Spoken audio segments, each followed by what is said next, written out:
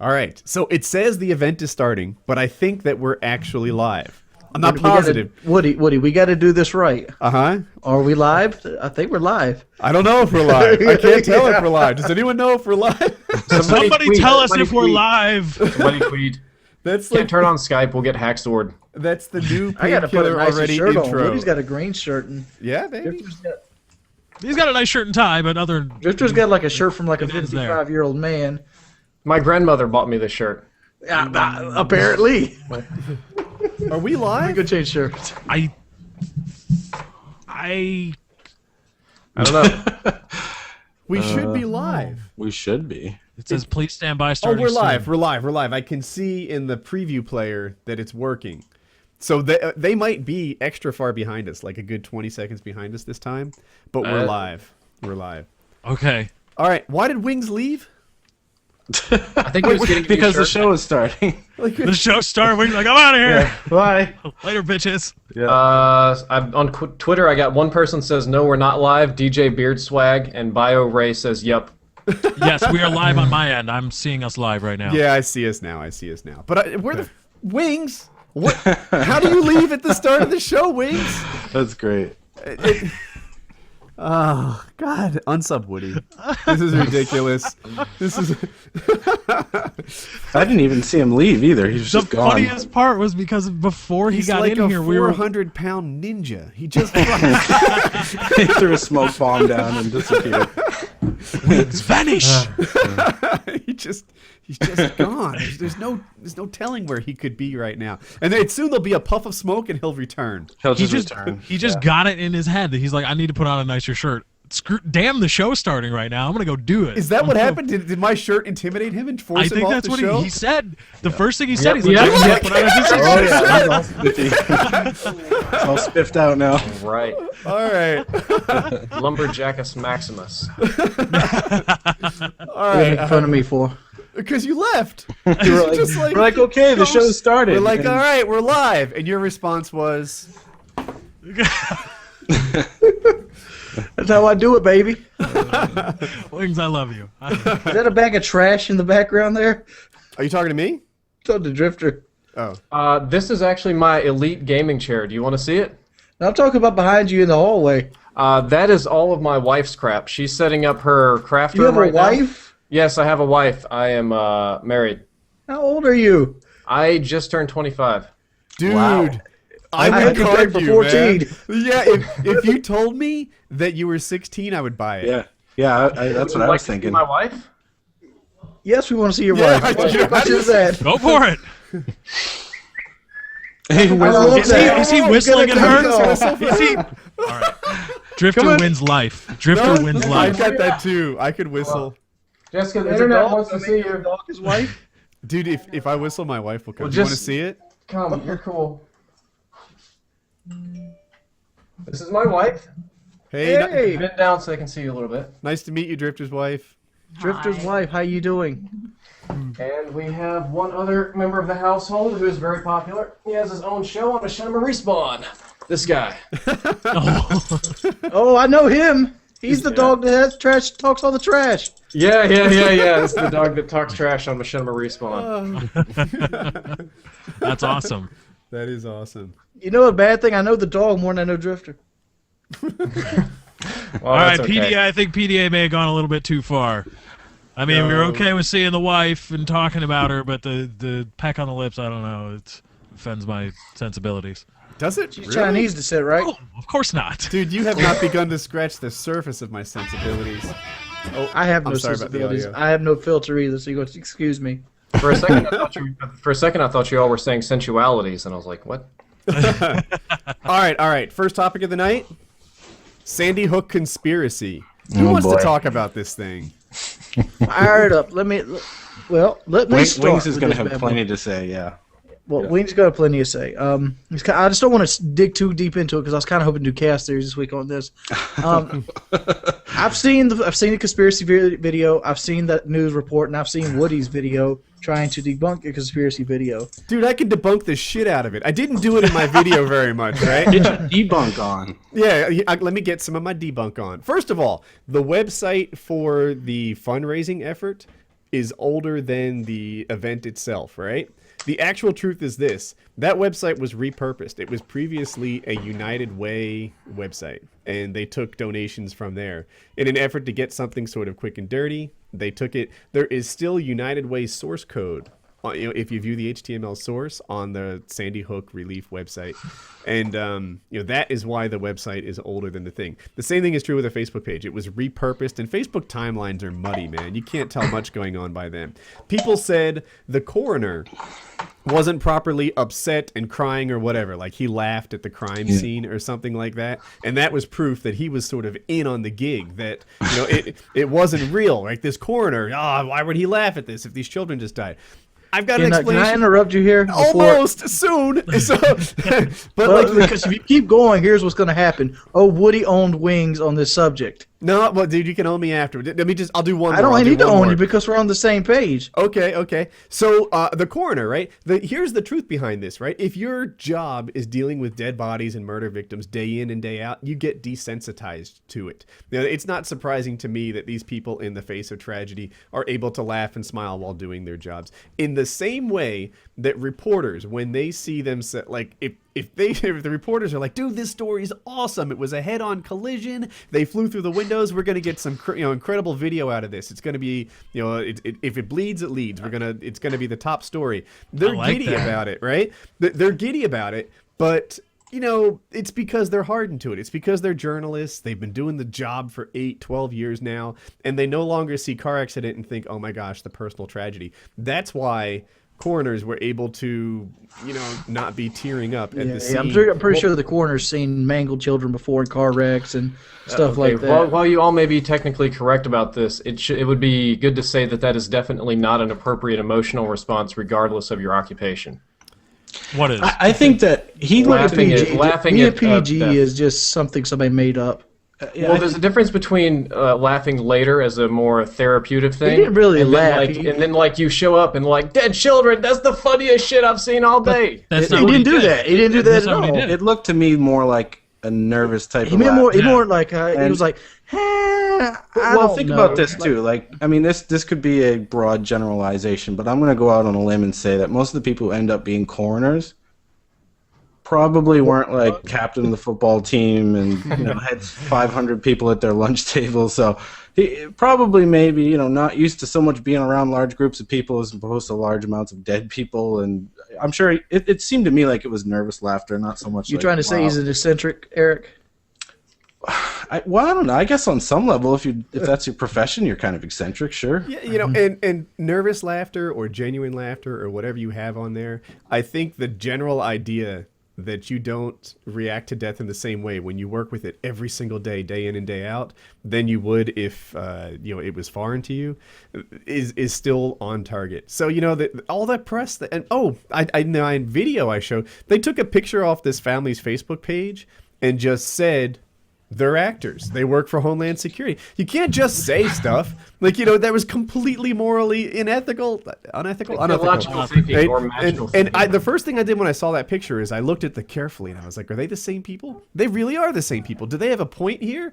Of course they're the same people. Just because you put text under it doesn't mean you've proved anything. And it's hard for me to disprove that one in the same way that I did like the United Way website, because it's hard to prove a negative, right? I can't prove that your pet goldfish doesn't fly around the room when you're not there. That's the same thing. That's the religious argument. Prove to me that God doesn't exist versus prove that he does. And that's what you run into with a lot of conspiracy theories. It's like, okay, what's your alternative? What really happened here? And the conspiracy theorists, they won't have a unified answer. There'll be different factions that believe different things in different ways, and this person was involved and they did it for this gain, and that there was this big shadow conspiracy of cabal and people that were silenced, and it usually just spirals out of control, something too difficult to keep all the loose ends on. And I think there was a quote from Alan Moore that said that he thought that conspiracy theorists were more optimistic than the normal person because they believe that the world is under control instead of the fact that it really just runs rudderless out of control. Yeah, so on that, you can't prove a negative. I can't prove that they're not actors, only that they're still, being around and people know them and they haven't been outed as actors yet.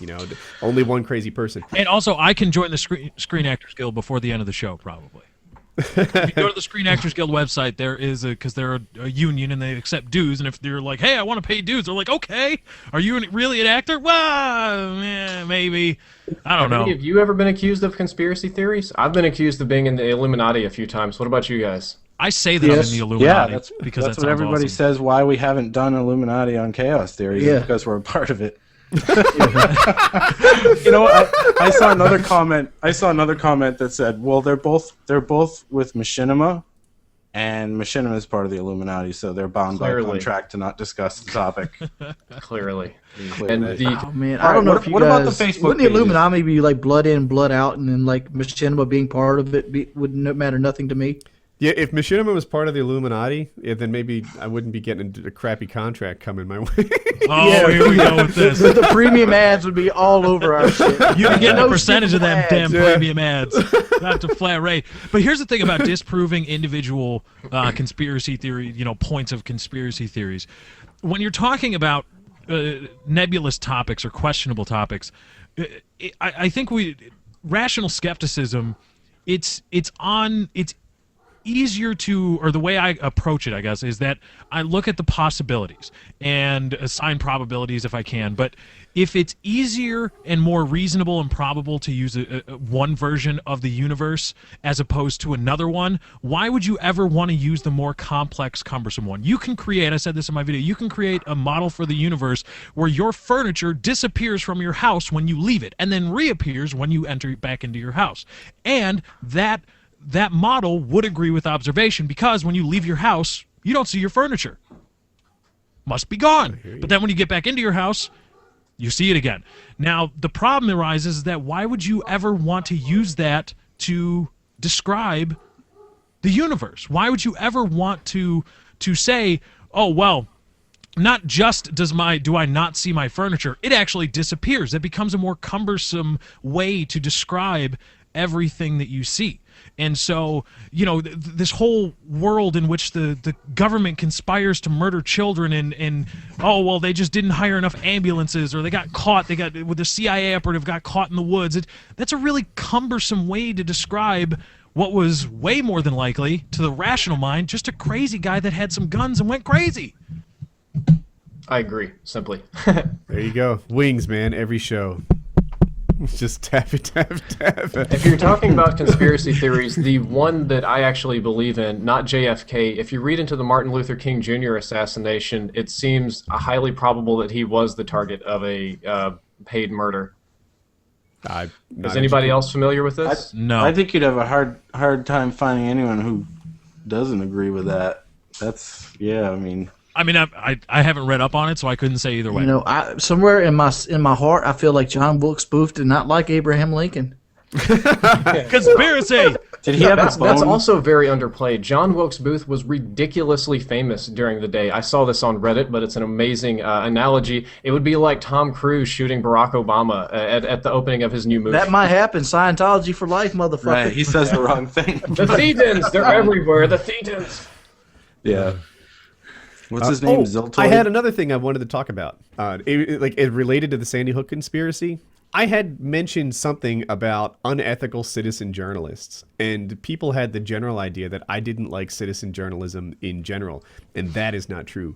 I love it. I'm completely excited about the notion that by taking the power of distribution, what the internet has done for us, and placed it in the hands of the masses, that all of a sudden the world can get better. Your worldview is no longer shaped by just a couple of opinion makers. I think that's amazing.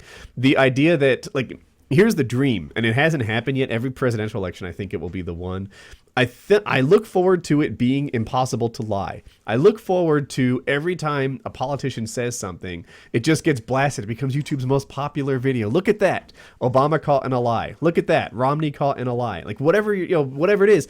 I just want citizen journalists, the millions of people with YouTube accounts or webcams or whatever out there getting the truth out, being responsible, etc. The problem I had was with unethical citizen journalists. And these are usually people who are in favor of gun rights, just like I am, saying and doing anything in an effort to prevent whatever assault rifle bans. That's not what I want. I disagree with you slightly. Instead of calling them unethical, they might be just closer to normal, because most human beings are likely to lie or fabricate small untruths about themselves or the world around them in order to support their worldview or their views of themselves, and especially people that don't have critical That's thinking what skills. unethical is. That's bullshit behavior right there, right? Like, you can't be like, no, I'm normal. I just spew bullshit onto the internet in an effort to prevent people from changing my views of things. But they're not trying to be bullshit on purpose. It doesn't sink in. Like, the reality that they could possibly be wrong is totally removed from them. Yeah, but you can't give them a pass because of that. No, you can't. But that's where your truth and your lies become obscured. Like, let's say Romney took a lot of flack for anything. This is not obscure. When people say these people are actors that work with the Homeland Security, I can prove it because I have a second picture of them.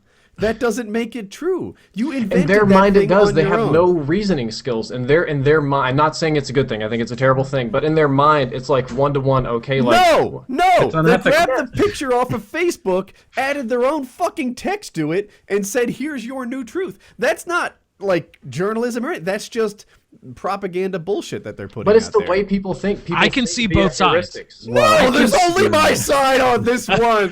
Only mine. No Wait a other minute. sides exist. Wait a minute. We rallying against people spewing bullshit about it's only my side, believe it or screw you, by saying there's only one side to what we're saying. This is one of the But reasons I people agree don't with like Woody. you. I think that the points that he makes are true. You can't give people a pass. What we disagree, I think, is you might be thinking people do it on purpose. I don't think people have that locus of control that they realize exactly what they're doing. I think there are both. Well, there's some very bad people that do it on I purpose. think you guys are just Assholes. ignoring the fact that we get hassled for talking about Sandy Hook when it happened, but we have this video created, which was the pinnacle of bad journalism on the Spar scenes.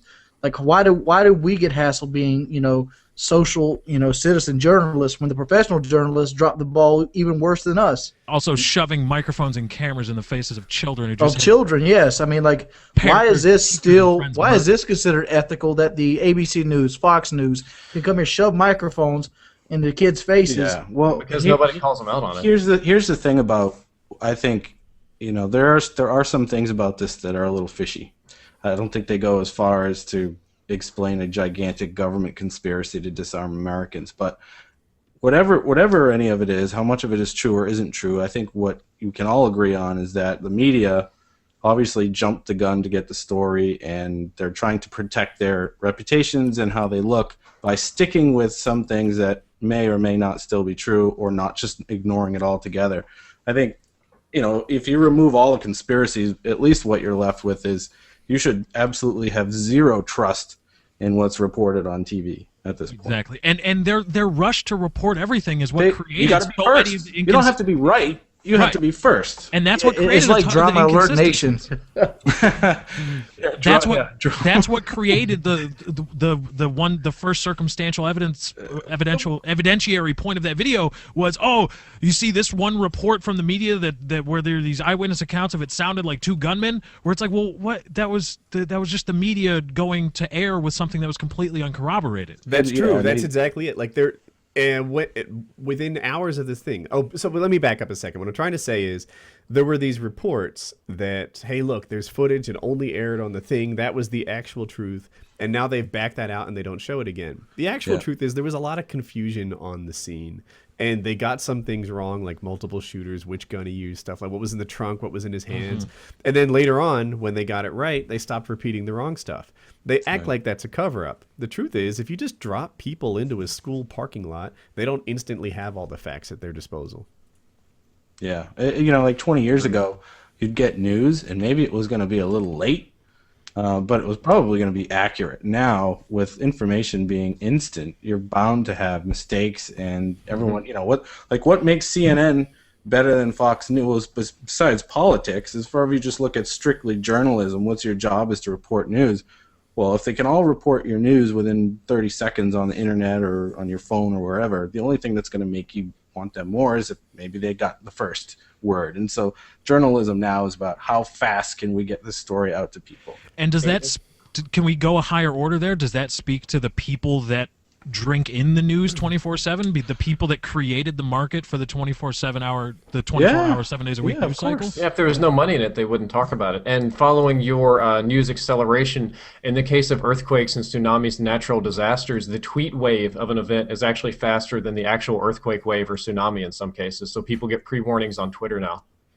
Really? Yeah, so don't forget your phone. If you're in But that's not fast Indonesia. at all. The tsunami waves are not fucking. They're like 30 miles an hour. Like, I was in a.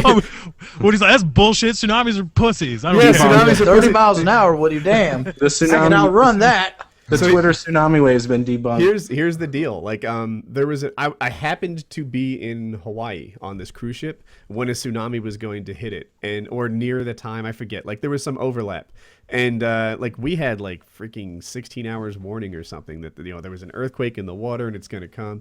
You hear like, oh my god, electricity faster than tsunami. This is crazy. But like if you actually process it, you're like, ocean waves. Oh yeah, that's not fucking fast at all. It's like how fast surfers go. Like, and they have to travel like hundreds of miles or thousands of miles at the speed of a surfer. Like, yeah, The speed of a surfer. we're quicker than that now. That's it. I still think it's kind of cool, despite your attempts to make it seem not as cool. The I think it's earthquake kind is of a cool cooler. study. The earthquake is faster. Wouldn't being on a boat be the best place to be in a tsunami, though? Farther out, yeah. Yeah. Yeah, because all the energy's underwater. Yeah, Oh, no, actually, I mean- if you're in deep water and the tsunami hits you, you might not notice. Yep. Wasn't there something like some kind of sonar thing, like somebody felt some researchers felt like the most recent tsunami, the one that wiped out wherever it was. Somebody felt. You mean the one that killed 100,000 people? Yeah, wherever that was. I'm reading the comments as we do the show, and sadly, they're delayed from like where we are. But so I just read. John Wilkes Booth shot Abraham Lincoln because he couldn't see past his fucking top hat. It's like- Great. Yeah, that's like 10 minutes back. I don't know. People, you can refresh your stream. Sir, could you please take your hat off? I'm the president, bitch. I can't see the stage. So here's the thing. Some of you, not all of you, are watching the stream. The audio's not in sync. Like, I guess the lips and the audio don't match up. Reload. Maybe that'll fix it. It's the best advice I have, because most of you aren't having that problem, only some. And also, I think you can get, like, fast forward in the future if you reload the page. So hopefully that helps. Anyway, are we ready for a new topic, or should we... I'm ready. Good. All right. So I'll do it. How do you pronounce his name, Lefty? You brought him up, like Mantay Tayo. Yes, Mantay Tayo.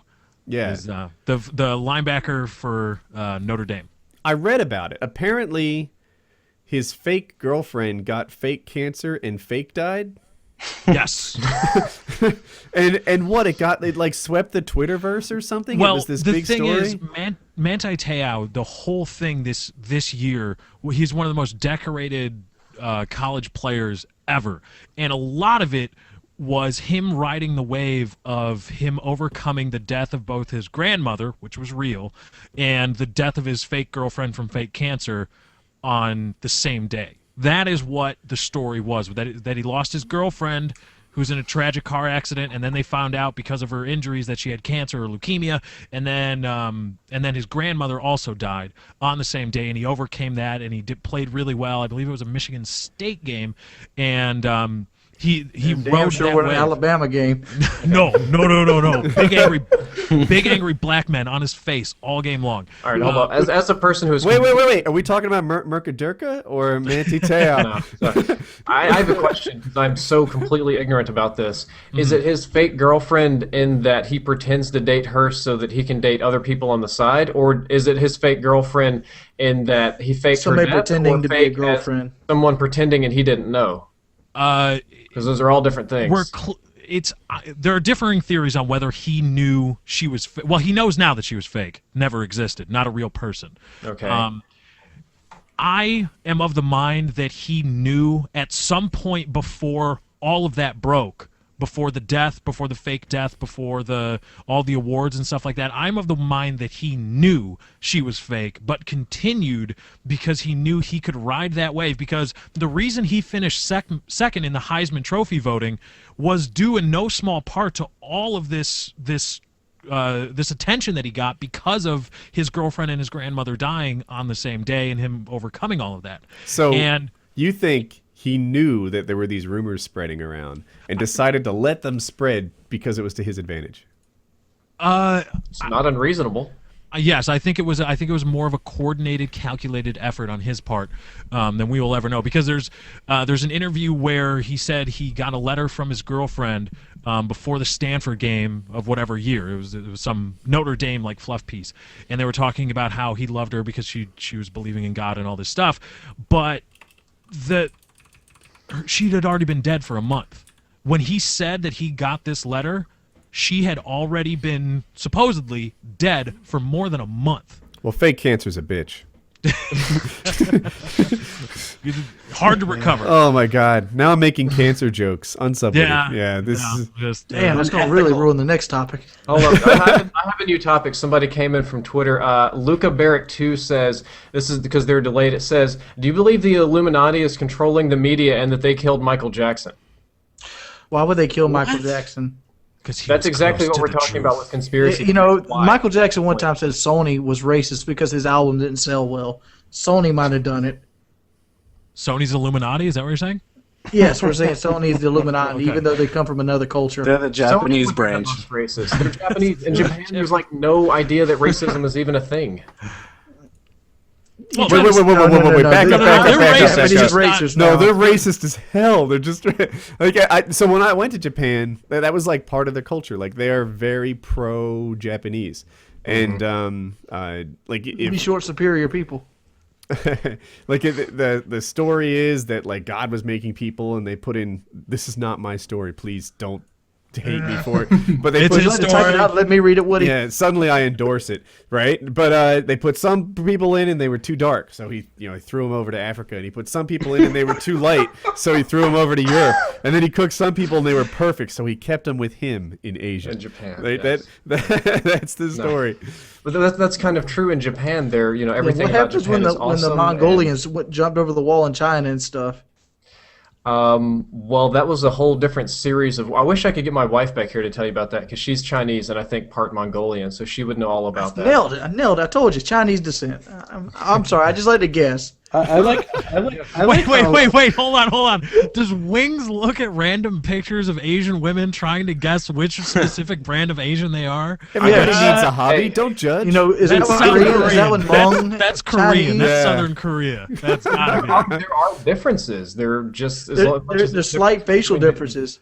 Oh, Yeah, I understand. yeah. I just think it funny of like instead of like going to like hot or not websites, Wings is going to just random pictures Right. of Asian chicks. He's going to like North Korea or Japanese.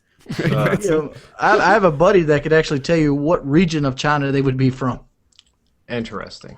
Wow. Unless, of course, they're all mixed up like we are in the United States. Yeah. No, I was gonna say I like that version of the God, how he like gave himself 2 mulligans. But it's omnipotent in all being. Yeah, right. Like the Christian and the Hebrew God, like he just doesn't make mistakes. Everything he does, he farts. Well, it depends on which version you're reading. I mean, if you get the old like Talmud and stuff, you have the 2 wives before Eve. You have Lilith, and then I don't think the other one had a name.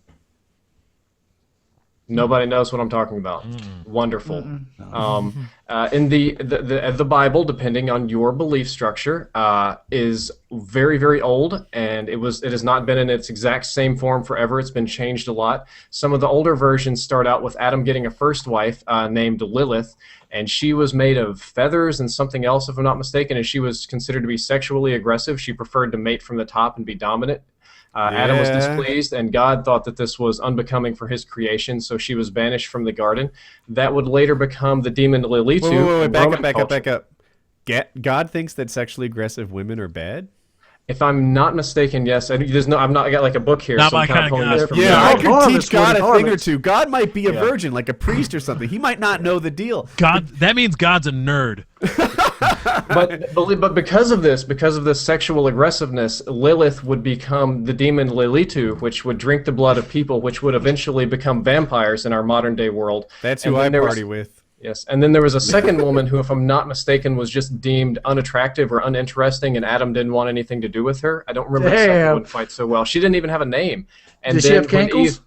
I don't know. And then when Eve finally came around, Adam found her acceptable, and God found her acceptable as well, and they moved on from there. I mean, that's like one of a million. Adam only takes the fine prime choice pussy. Yes. That has to be correct. Well, it sounds like that. It sounds like all there was something wrong with all the chicks then, because I'm pretty sure Eve screwed up royally, didn't she? Yeah, it's her damn fault. We have disease and shame and all that stuff. Go do shit you're not supposed to do. Right. Well, wait a minute. So I always pictured Eve being the chick that wants to talk shit and get your ass beat. Motherfucker, my man whoop your ass. So Eve had sex with her own kids, right? Did Eve have sex with her kid?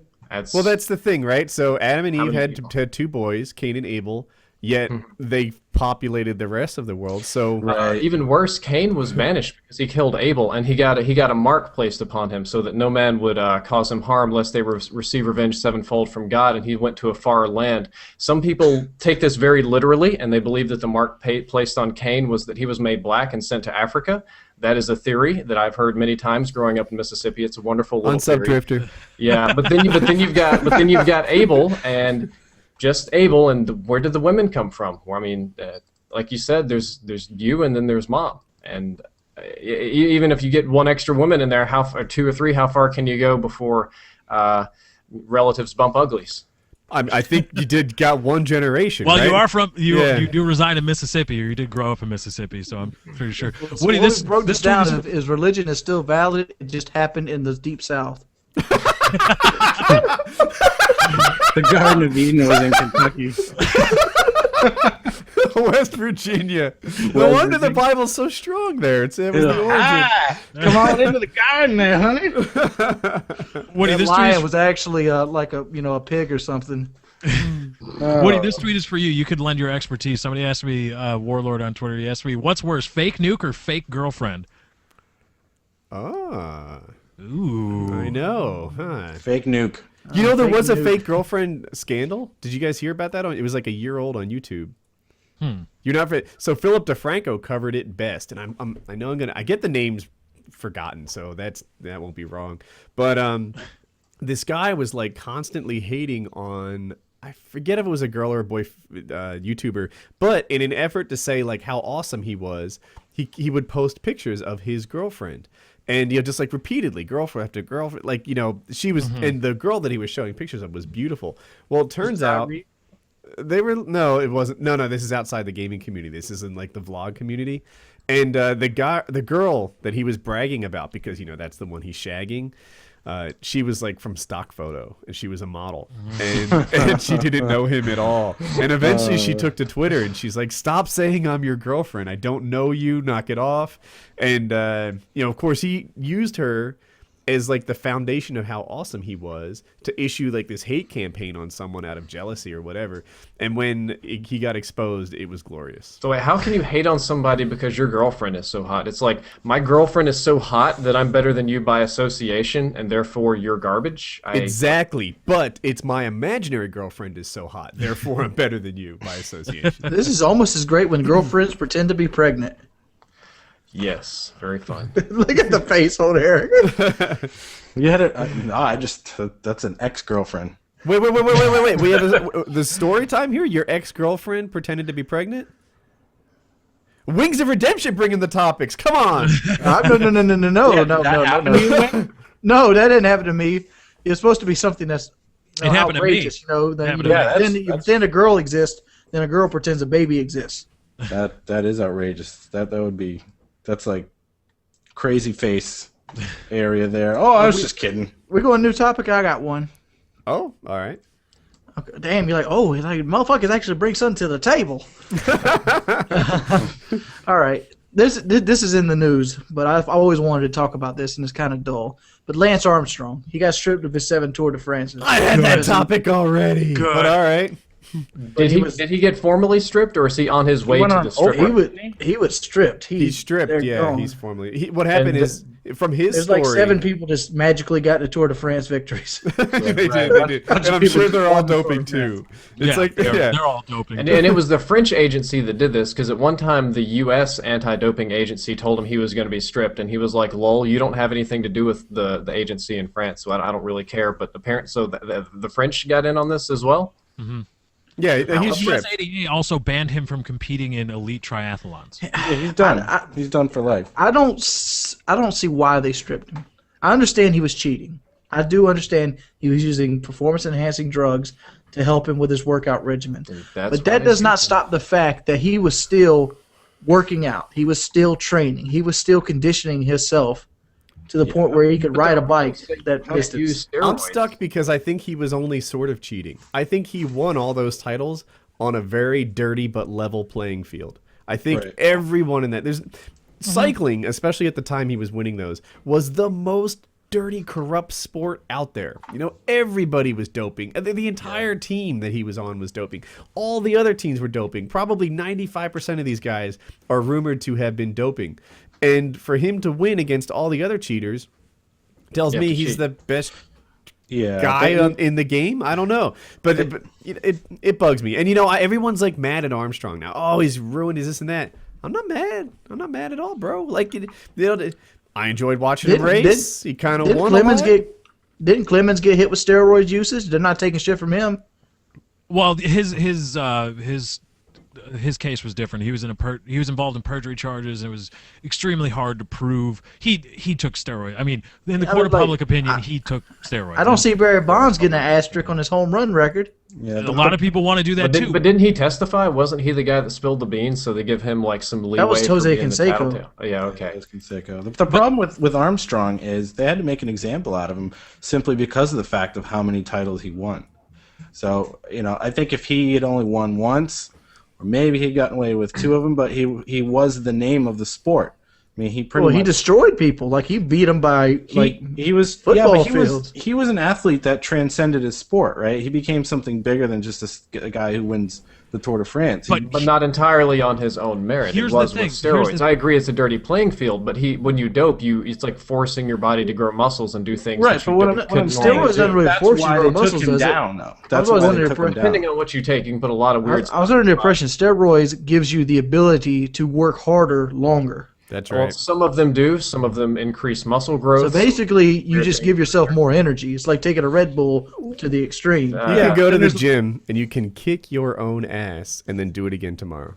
Yeah, your stuff heals quicker. HGH can allow you to grow more muscle quicker, but yeah, it doesn't give you muscles. It just allows. The man still has to put the time in. He still has to build those muscles. Mm-hmm. He still has to condition. He still has to race that race. If it basically come out that, all right, this guy was a doper and everything he did, and they let him stay intact, it would have taken the sport down. The reason they did what they did was to try to salvage this sport's reputation in some way. And their advertising dollars. Who wants to advertise for a bunch of dopers? Right. It was just about Michael Phelps. He got caught smoking pot, and they're like, "Oh, lose all your contracts." But here's the thing about Lance Armstrong. For me, it's not about the Tour de France. I don't give a crap about cycling. What I care about, he's a genuinely bad human being. Genuinely awful person. He destroyed people. Anybody that he blackballed so many people from his own team because they refused to cover for his doping. An old masseuse that was going to talk to some magazine about how she saw him doing blood transfusions during the Tour de France and stuff like that. He did an interview and called her a drunken whore.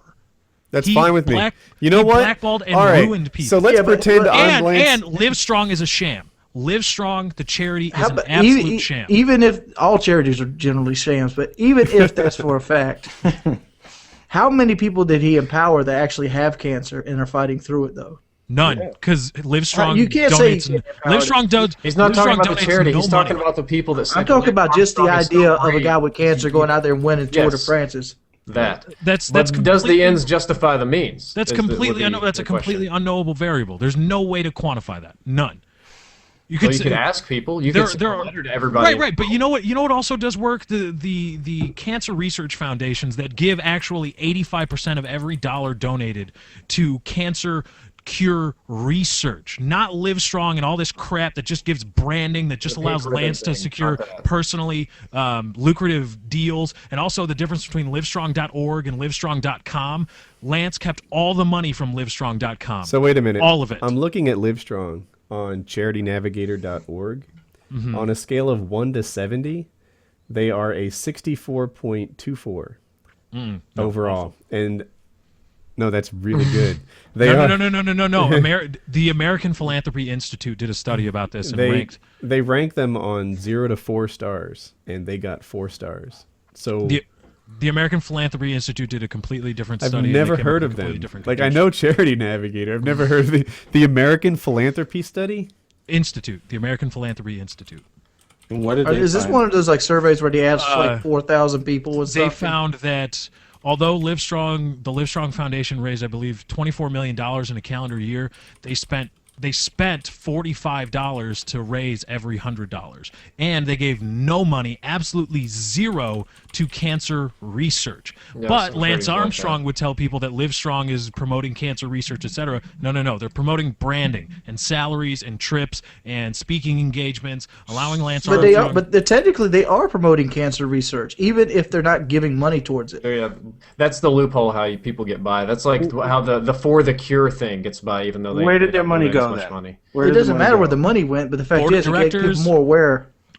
So none of the charity money went to any It sort went of. to Lance Armstrong's pocket, most likely. No, that's not true. And I'm We're on seeing a something hating different. parade of nonprofit No. organizations. Like, here's here. the thing. I'm looking at this, and they're saying that it took $10 million in solicitation costs, and they brought in $22 million in contributions. And they're like, hey, that's not very good. But the thing about Livestrong is that they sell a lot of product, right? I mean, there's Livestrong bicycle jerseys and T-shirts and shorts Bracelets and stuff and like all that. that. It's not going to have the same profit margin as companies that don't sell anything, that just, like, you know, give me money, right? And you know, like words in exchange for dollars. These guys are selling clothes and shorts and pants and whatever. Sure. They're not going to have the same like fundraising ratio. I'm not. Well, I'll play the devil's advocate here. I think that they're an okay charity just because I don't know anything about them. But if you were a dirty, scummy person, if it was me and I was a scumbag, what I would do is I would have my brother-in-law or somebody that I know own this shirt factory, and he would make me some imaginary quotes about how these shirts cost $15 to make when in reality they cost $7. And then when the difference came due, we would just split it up amongst ourselves, and it would look the same on paper. All right, I think I need to start just a wrote charity that down. then. Yeah. And Start a damn charity next week. Like I said, I'm not file saying that. that's what happened, but if I was a douchebag, that's exactly what I would do. Yeah, There's- I have not plenty of heard stuff that out there. Livestrong was not legit until Lefty said it. Like, you're the first guy that I've heard level that criticism against them. And you know why? Because Lance Armstrong sues anybody that writes about that. He got Here's the $5 million thing. dollars. Like, out then of you're people in next. London. If I'm Lance Armstrong and I'm the greatest cyclist to have ever lived, and I'm with teammates and masseuses and all that were my friend while I was the greatest cyclist that ever lived. Now, in retirement, I'm triathloning and banging rock stars or whatever it is that I do. All of a sudden, my masseuse wants to come out with a tell-all book. Screw her, man. Like, that's not cool. The notion that suddenly I should be like, oh, yeah, dude, get your money. Drag me through the mud. That's not, you know, I don't think that he's obligated to let people just freaking be the locomotive on the hate train. sure, I agree with that. And it's like not like she didn't have a financial incentive to do it. Yeah. And if you're my ex-teammate, right? You know, we played together or whatever, whatever, we were teammates. You know, you probably were way more successful than you ever would have been if you were on some team that wasn't with me, the greatest cyclist to have ever lived. And now, in our retirement, you want to write a book about me. You want to do interviews for 12 Yeah, I wouldn't grand. have, But then what I about wouldn't the have a lot guy of that good he things black- to say about that person either. What about the teammate that he blackballed because he refused to cover for Lance Armstrong's doping? What about the guy he blackballed from the sport, told sponsors and other governing bodies, do not talk to this guy or I will have nothing to do with But you don't know the whole Blackballed him from the story. sport. There could Other be people something do, else they write to about it. it all the time. They What? write about That's Then my why didn't question, the other too. guy just stab him or something if it was that bad? What is the rest of the story? Like, you know, the guy blackballed. Well, is it the situation I described where, you know, like, look, we were teammates for a long time, and now all of a sudden you want to, whatever, further yourself by dragging me through the mud? I If believe that's it the was case, blackball away. You're in the clear. And how do you know that at some point, like, Lance didn't cover up for this guy doping, and now he just wanted him to reciprocate, and he was like, "Fuck you." Well, Yeah. because Lance Armstrong was the one that secured the U.S. Postal Service all the money that came from the U.S. Postal Service and was pocketing a lot of it and got a lot of that through You know what's token. kind of funny? About 30, 40-ish minutes ago, we were talking about conspiracy theory nuts, making lots of like building facts upon facts and just kind of getting out there on tangents. And now we are making imaginary arguments on difficult to prove facts and compounding those with different theories about what could be happening. So That's the thing, Lance Lefty. Armstrong is the head of the Illuminati. These are ways. That's the thing, Lefty. Like, you know, we're hearing, oh, he got all the money from the Postal Service. I need to see the actual proof. You know, I just heard recently about me that all the other machinima directors were taking pay cuts so that I could get a raise. So, you know, it's not true in like remotely Are we allowed true. to talk about any of that sort of stuff on PKA, or is that all wrapped up under contract? I didn't sign no NDA. It is in your I mean, contract that you're speaking not allowed to talk generalities, about. Your contract says you can't talk about your pay rates. It's in there. Yeah. But more general stuff out there, or certainly like they're doing press interviews dispelling the lies about me. You know, whatever. The truth will come out pretty soon. But the truth is not what you've heard. So anyway, I was just sort of comparing that to this stuff about Lance Armstrong. Like, what, he got all the Postal Service money? That seems unlikely. I bet Postal Service got 100 I million. never said he got all of it. I never said he did. All right, let's back up the tape. Who cares if he got all the money? I mean, the man's got enough money to buy a Rolls Royce every day of the week, most likely.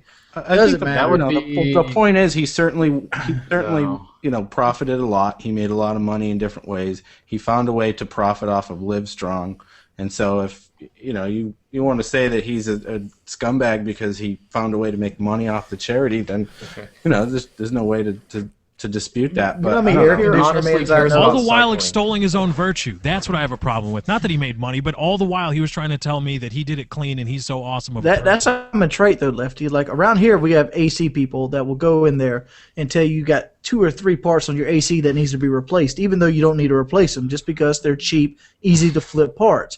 He gets paid set amount of labor to do it. And then he'll do it, and he'll fix it, and be like, hey, tell your friends about me. And then they'll go on the TV and be like, we're the best in the world. We'll fix all your problems. And they're making a killing off of you. This is the way the world works. pretty much every mechanic that I've ever been to also told me Mechanics, too. Same thing. The problem, I don't ways. like that Pride, comparison because there are greed, victims lust. in those other things, right? Like there's victims when your mechanic says you need new brakes and you really don't, or when your AC So guy people says you need a donating new money to compressor sham causes and you would really be don't. a victim? Hold Yeah, on. No, wait. We haven't seen Livestrong proven as a sham. What we have seen is it rated as the most reputable stuff on charitynavigator.org. We have seen the source that Lefty quoted as sort of, being in favor of them. All of a sudden they're not good? No, they're good. We need to see an actual source that we can verify that Livestrong's not good. Does anybody have Lance Armstrong's phone number? We can just invite him in here. He'll just But wait, come in. Everybody The tweet other to thing Lance is this. Armstrong. We need some answers. So when we say that, Lance is bad, just like my mechanic is, dude, Lance didn't hurt me at all. I watched him. He was on TV. I don't see the victims in his thing. The only victims he has are counterattacks from people that were trying to stab him in the back, which, by the way, is a victim I approve of. I just put in the American Philanthropy Institute article highlighting exactly how awful Livestrong is as a charity. And then here's an article about how Lance Armstrong specifically and coldly and calculatedly, that's not a word, but was cold and calculating in making people believe that Livestrong was donating money specifically to cancer research when he wasn't. And it's just all about branding. So this is damning. They sold $24 million in merchandise and only had $22 million in contributions. What's that? The article you sent? Like, they sold $24 million in merchandise. They spent $10 million in solicitation costs and brought in $22 million in contributions. Right. So that would mean they're... No, $22 million from outside sources, not that's what was left over of the $24 million in sales. They brought in $22 million just from people donating on their websites and all So that the stuff. $22 million is not total income, it's just donations. Yeah, like donations. Okay. Like So we they have, had like, a 22 in PayPal donation donations and page. 24 in merch. No, the $24 million, I thought that was cost of goods sold. I think that's revenue in merch. Yeah. Okay. Well, you've got the degree in accounting here. I only got the crash course in it. There's only so much here, but it looks like Lance Armstrong Foundation sold over $24 million in merchandise, and they had $22 million in contributions. That's I'm not seeing them being damned here. It's hard to scan. It's a long enough article, but. But then how do they have 45? Where does the $45 to raise each $100? Where does that come from?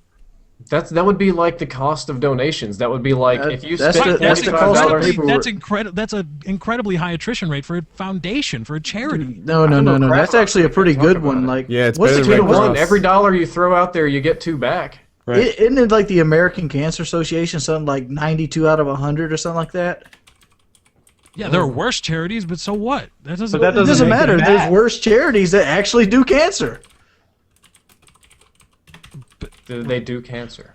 Wait, Yeah, the American charity. But you're shifting the goalposts here. We're not shifting the goalposts. You're trying to prove this charity, which has a pretty good track record and has, blue ribbons across the board and has a really, really low cost of operation. Doesn't have a low cost of operation. $45. Comparatively, Us 6 internet wizards tonight are going to talk and come to a conclusive answer about how good or bad this charity is, and that our word will. We this should will be probably resolved. change topics. I do want to get in. Boobs, Mike talk. Something. Yeah, boobs, night talk, whatever. The American Cancer Society, which is what Wings was bringing up, is 2 stars on Charity Navigator compared to Livestrong's 4 out of 4.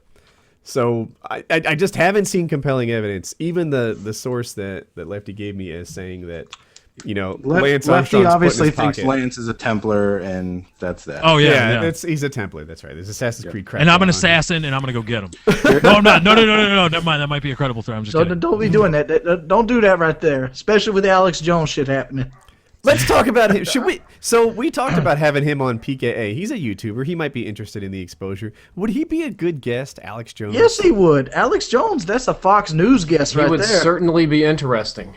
He would just scream over us all show long, talking about wild conspiracy. But it might be fun. We could try and debunk it. I never saw. What was this all about? I've seen people mention it. You don't know Alex Jones yet? Okay, so Alex Jones is Second Amendment, like an anti-gun control advocate. Okay. And his style is really like he yells all the time. He deeply, deeply believes what he has to say. 1776 will happen again. Freedom will reign. We're going to take down the government, etc. Don't tread on me. Is like that's his thing. And he had a quote unquote debate with Piers Morgan. Are you familiar with Piers Morgan? Oh yeah, A little bit. So he's a British guy. I think he's British, and he's on CNN right now, and he's kind of leading the charge in the press against guns. So he had Alex Jones on, and Alex Jones, in the midst of his like saliva flying fury, made some good points here and there. But the trouble is that when you watch it, all you can really see is one guy sit there listening kind of calmly, and another guy with like cartoon steam popping out of his ears, and you're like, that guy's crazy. And I think that was the general reaction. If you listen to his words, there was half crazy and half like solid argument, but he's not the guy that should be representing the Second Amendment. It's kind of like the Tea Party, whereas there are some of the foundation of what the Tea Party talks about is valid stuff. It makes sense, but the way that they talk about it is so ridiculous and over the top that they end up spoiling the whole batch of soup. Yeah. If you do get Alex Jones, can you guys ask him about when he snuck into the Bohemian Grove? Because that was very impressive. All the other things he's done, whatever, that was very impressive. All He right. snuck in Bohemian Grove and lived? What the hell's a Bohemian Grove? It's like a devil worshippers like meeting. That would be the simple version of it. Essentially, it's a place that powerful people in the U.S. and U.K. meet. I think it's in California. I can't remember. It got some very homosexual overtones. They do a sacrifice to Molech, and not a real one. They burn an effigy. And it's kind of like a place that all the rich people go and they take a day off and they do some sort of under-the-table business. And Like Eyes Wide Shut? More That's what it extreme than that. sounds like. We're talking presidents and presidential candidates and stuff like that. And what he did, it's got a lot of security around it. Alex Jones took a video camera and walked like 10, 15 miles through the woods and just kind of creeped in and pretended like he was the wait staff and got video and stuff and then got the fuck out of there. He walked 10 or 15 miles in a waiter's uniform. I don't know what he did. I imagine it like Hitman. Like Hitman. 2-3 years since I seen it, but it Wait was a minute. fucking.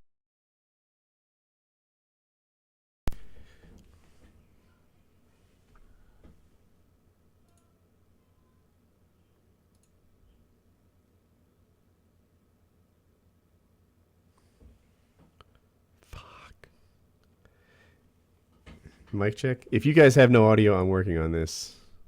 I'm mistaken. Is it Moloch? Talk about this during the other Moloch, week. Moloch. Okay, That's like some damn. Illuminati stuff right there. It is. It's very. No, but he actually snuck in. So if you get him on, you can ask him about that. I'd love to talk to him about that because that was very interesting. The other stuff, it's more like aliens. They're everywhere, and very, very big into the conspiracy theory. But if you're on every single conspiracy theory, you might stumble across something every now and then. Wow. I still imagine like Hitman, where he shows up in like a suit and then he has to take out a way. Oh, he's back. He's up. Wait. Oh, shucks, I messed up my camera when I did that. God damn it. I was trying to fix the freaking... Alex Jones is Hitman. Well, he's got that real raspy voice, too. I was trying to fix my audio sync. There's enough jackasses going crazy about my audio being slightly out of sync that I wanted to fix it. And now maybe it's fixed, but I don't have a picture and... No. Well, just put Lefty up there. He's sexy enough. All right. No, I mean, look away. Now I'm like, do I fix the picture, which is gonna take like a minute? How much show is there? Another hour? Lefty, you've lost some weight, buddy. Oh, thank you. Working out. Buddy's got a Minecraft sword. I have a Minecraft sword. Oh, And there's Joe. Yeah, I don't know. Oh, put see, Joe Lauzon up show there. the Minecraft Everybody sword loves again. Joe. Oh, Joe's here. Can we see the Minecraft Hello, sword Joe. again? I missed it. What are you looking for? Minecraft? Oh, the Minecraft sword. Yeah, it's pretty awesome. Yeah. Yeah, it's just pretty. I whack my son with it. It's pretty neat. It's my favorite Christmas present. It's like, hey, the most bonus UFC fighter in the history of the sport is on. Oh, wait a minute, Minecraft sword. Hey, Joe, you there? We'll get back to the UFC guys. What a nerdy podcast. Joe, do you got a little scar there? What is that? Yeah, kind of. A little bit of a scar. Yeah, there it is. Man, next thing you have a cocaine empire. I know, right? Dude, I had questions just for Joe. Were we in the middle of something? I don't know. I was mic Minecraft fixing. swords, I think. Yeah. Super important topic. stuff. I'm about to start doing the damn Toby Turner song. So you know what? Let me do a rundown of guests for people who weren't here from the very start. We have with us Drift0r. Hello. We have Chaos Math. Joe Lauzon, UFC fighter. Wings of Redemption.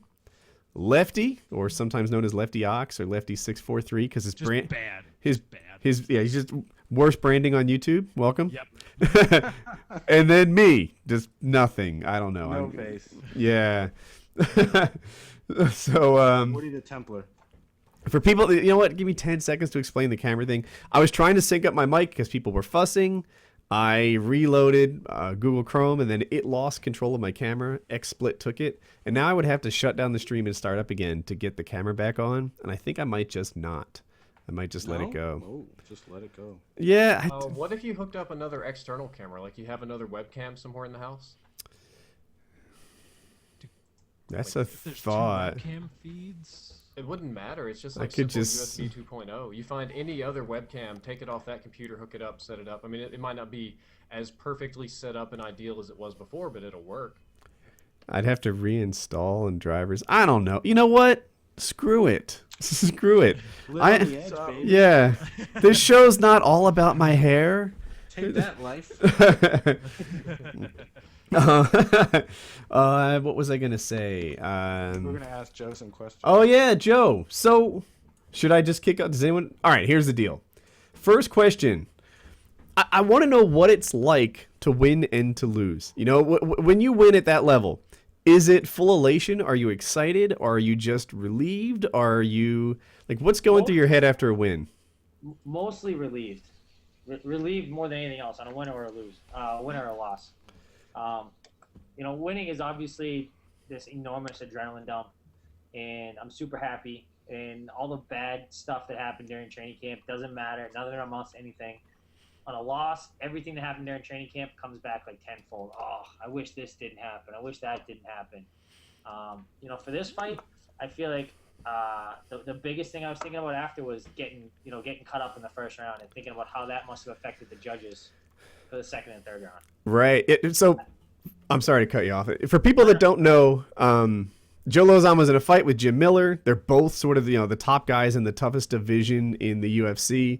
It was a brawl in the first round. You can sort of make out the scar on Joe's forehead. In the first round, Joe got cut, and heads bleed a lot. Like they're fantastic bleeders. They spew. And so Joe had blood like all over his shoulders, his chest, his shorts turned from white to pinkish red. And you know, people who didn't know anything about fighting would think that it was a really lopsided fight. In truth, the judges had it just like I did personally. Joe lost the first round. The next two were coin flips. And then if you look at the judges' scorecard, it was 2 rounds to 1 on all 3 judges, but they disagreed on which round he won. So coin flips on the last 2, and then they agreed he lost the first round. That's how that went down. I don't know why I just ran off about that. Is judging really that subjective? Yeah, it's pretty bad. You know, because there's striking and there's grappling. You know, if you took just boxing, okay, so it's hypothetical. Okay, so we have a boxing match, you and I. I land a couple really big shots. Dead. I'm dead. Yeah. Sorry. Aside from the death, though. So I land a couple really big shots, but you land a ton of very, very light, quick shots. Who had the better round? Who wins? You know, so I landed one big shot and I hurt you bad, but you couldn't miss for the rest of the time.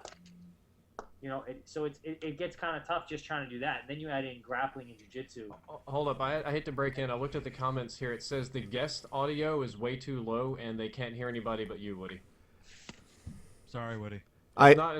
Joe, it's not your audio. It's like literally everybody. It's like audio is fucked. Restart the stream. I just want to be like, fucking stream. If you'd shut the fuck up about the freaking audio lag in the first place, why did I ever try and fix it? I should not have touched it. You guys infuriate me with your complaints. All, like, I love you, but God, would you just give me some slack on this? Gamer tag. Yeah. Oh my God. Woody just went ape shit on the stream. Oh yeah.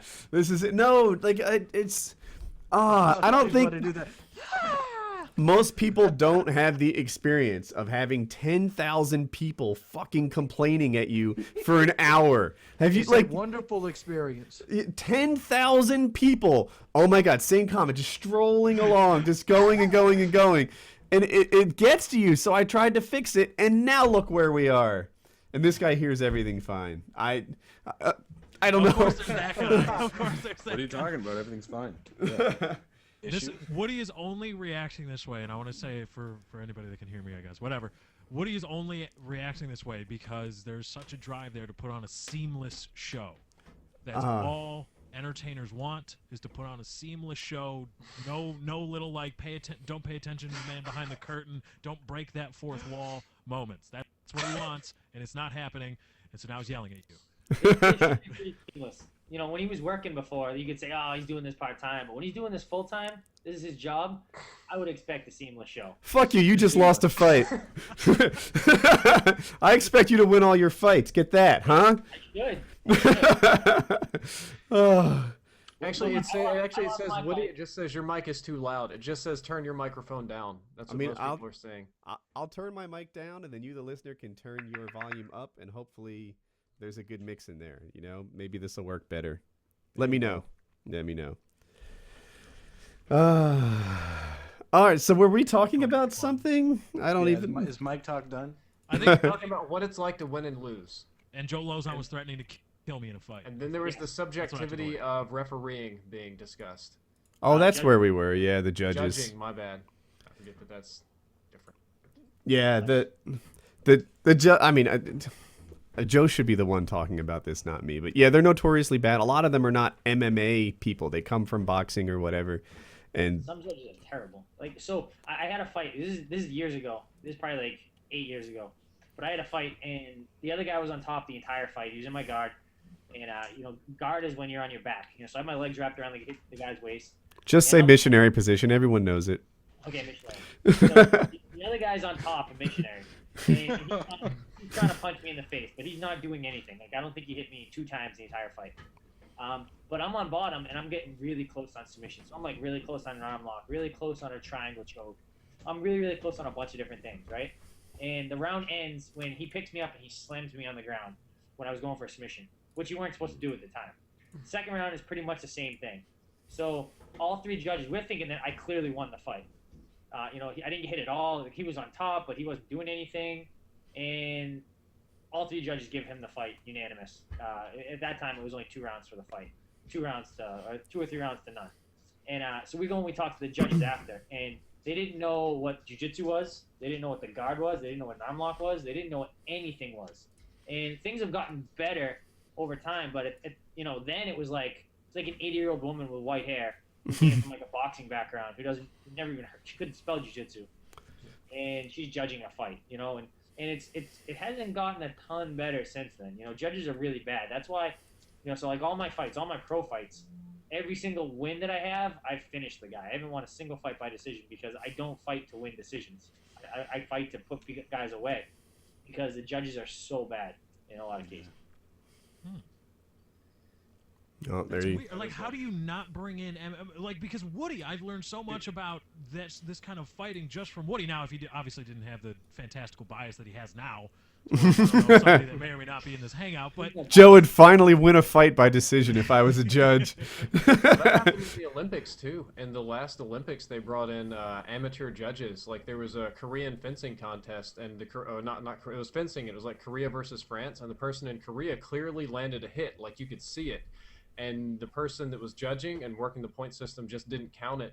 And the poor Korean person, you have to sit in the middle of the stadium to protest the judge's decision, and she sat to protest, and then the judge reaffirmed, and then she sat to continue to protest and had to be removed by security. And it was a big stink in the better part of Asia and Europe because it was against France.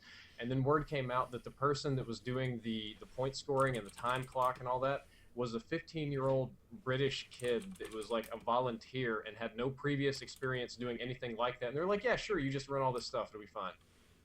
I'm not making it up. Well, you train your entire life for something, you get to the Olympics, and then you get screwed because it's a 15-year-old kid. Yeah, well, that's you ought to know the feeling with the judges, like jiu-jitsu. What is that? Is that something on the TV? Yep. And the big thing is because all three judges thought that because the other guy was on top, he was winning. That was the only thing they were looking at.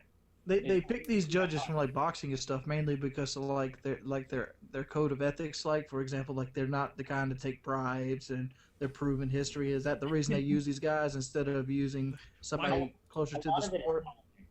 A lot of it is just politics. You get these guys that have been like in Massachusetts. I'm on great terms with the Mass MMA Commission here, but for a long time, a lot of people had problems just because like they would talk to the commissioners with like it wasn't the best tone. I'm like, oh, thank you, nice to meet you, all this other stuff, and they're just like talking to them like they would a normal person, and the commissioners will just shit all over you. Like they would just make everything rough for you, and you'll have a tough time, and it's all politics. And real redneck, huh?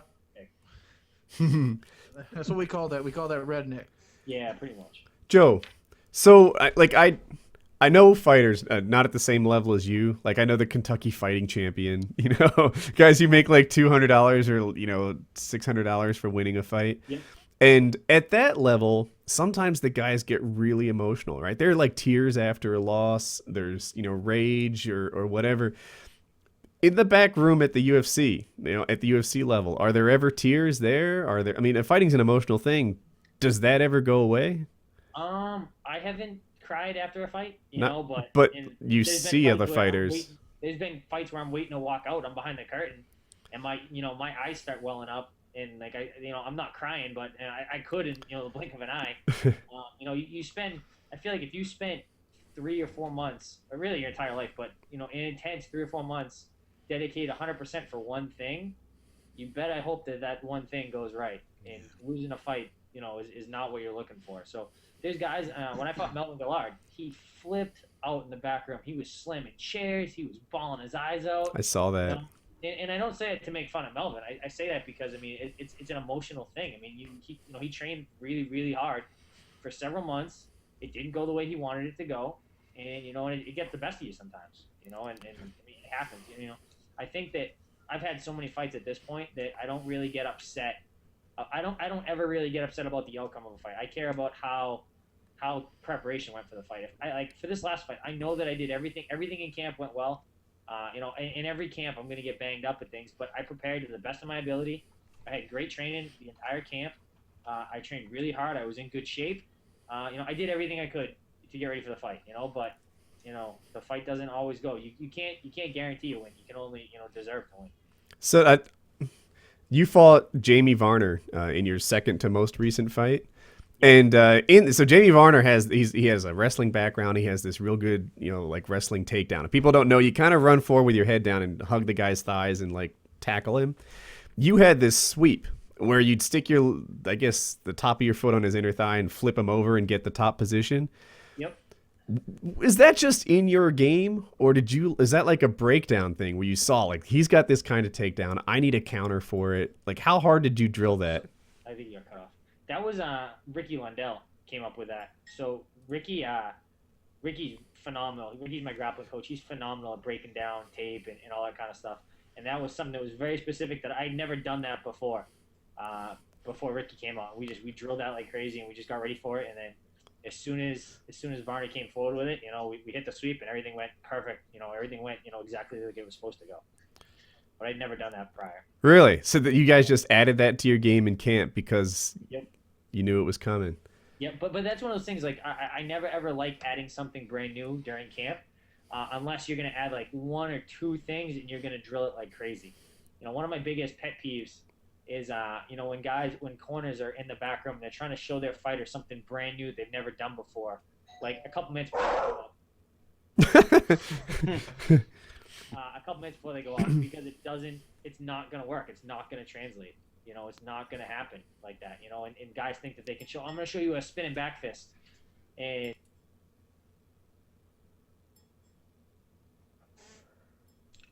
Who's doing all that muting? It's fucking Drift0r, man. It's Drift0r. He's muting everybody. You're muting everybody. I didn't know that I had control of the stream. Yeah, when you mute people, it mutes them for... Brad, knock it off. You're muting everybody. Okay. Well, what I was actually trying to do is run tech support, sort of, because I saw all the complaints about the audio.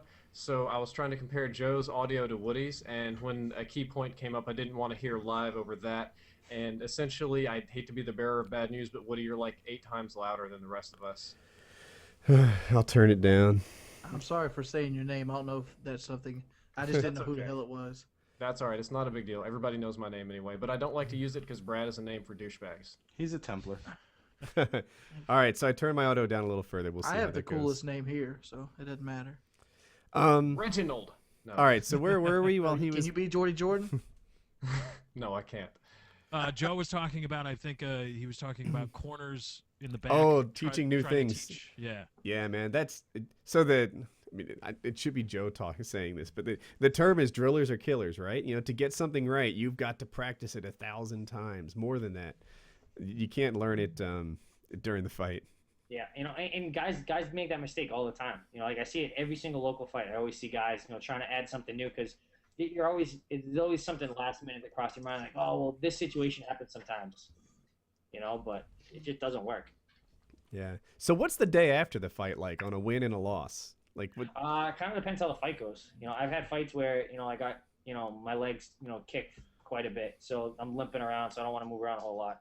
Had other fights where, like the Melvin fight, I was completely fine. So it was like it was just you wake up with a smile on your face and you're happy and everything's good, and so I always, pretty much all my fights I always have to travel, so we have to fly and everything else. So it's always a case of, we usually wake up, 9, 10 o'clock in the morning, we start heading to the hotel, we start heading to the airport, always have some kind of god-awful flight coming home. Yeah, that must be tough, because even when you're well rested and you fly, you feel like dog shit when you're done. So yeah, you just got kicked and punched for this last flight, to make it even worse. So our flight, we were supposed to take it was in Vegas. So we were supposed to take a red-eye flight. So we were supposed to get on the plane at like 11 p.m. So it was kind of nice. We had an extra hotel for the day. So we could all leave our bags there. We could shower. We have like kind of like a base camp to hang out for the day. So we do that. We're heading to the airport at like, 9 o'clock, 8 o'clock, something like that. We get a text message and email saying that our flight's been delayed to 4 a.m. Ugh. Now it's like, all right, get back. We just left the hotel. Go back to the hotel. Go back and sleep for a couple hours. We left at 4 a.m. We landed at like noon. It was just, the whole thing was just crappy. So I didn't get home till the following day. I'm not trying to cut you guys off, but Piers Morgan just dropped a big tweet bomb on Lance Armstrong. Oh, like just now? Oh yeah, just now. Saying? It says he's gonna have his confession right here in a minute. Okay, well, Well, we'll Read get to live that. then. Joe, I've got a question for you from the chat here. Jeremy Cassie says, Joe, I recently joined an MMA club and I've been training hardcore for the past 4 months, and I still have a very hard time trying to get a double leg takedown. What is the best combo or technique to do so? Everything with takedowns is all about the setup. So like it doesn't. Your mechanics are gonna suck for a while. But once you get good mechanics, it's all about the setup. So it's shooting at the right time. We got a guy at my gym, Joe Cushman. He's got the best double leg takedown in the entire gym, and it's not necessarily his mechanics of shooting. It's when he shoots. He always shoots at the perfect time when you're overextending on a punch, or you're coming forward, or you're stepping, or he's very, very good at it. So it's all about the setup. Joe, how badly could you kick Woody's ass? Like if you wanted to. There's a video. Yeah, I love it. I could break his hand. That wasn't intentional. I saw the story. It was like he rolled on it, and it was just kind of osteoporosis or something like that. I still say it's someone else who shall remain nameless. You don't. I don't know why you say that. Because there's no way that I broke your hand. You freaking slicered it on my wrist. You're the guy that falls and hits his head on something. I don't know what you're talking about. He gets a huge scar on his forehead and then says that he was bit by a shark or something. That's not true. That's who you are, Woody. That's not. That's not. I did not break your hand. You did. That's exactly what happened. And Kyle knows it too. Like you were there. You said this, Kyle. Which limb would you like me to submit him with? And Kyle said his left arm. And then you put my left arm in this freaking bicep slicer move type thing, but it was on my forearm. And for people who don't know, a slicer is a pain move. It's usually not dangerous. So one thing you can do is just sort of wait your opponent out, let him know that you don't submit to pain stuff, and make him earn it. It turns out that if it's on your forearm, of course, it's not dangerous. But if it's on your hand, it'll spread the thing apart and your tendons will rip the bones off them.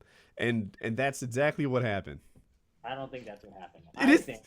I think that when you were wrestling around with Kyle, you took you down, and as you based on your hands, you hurt your hand.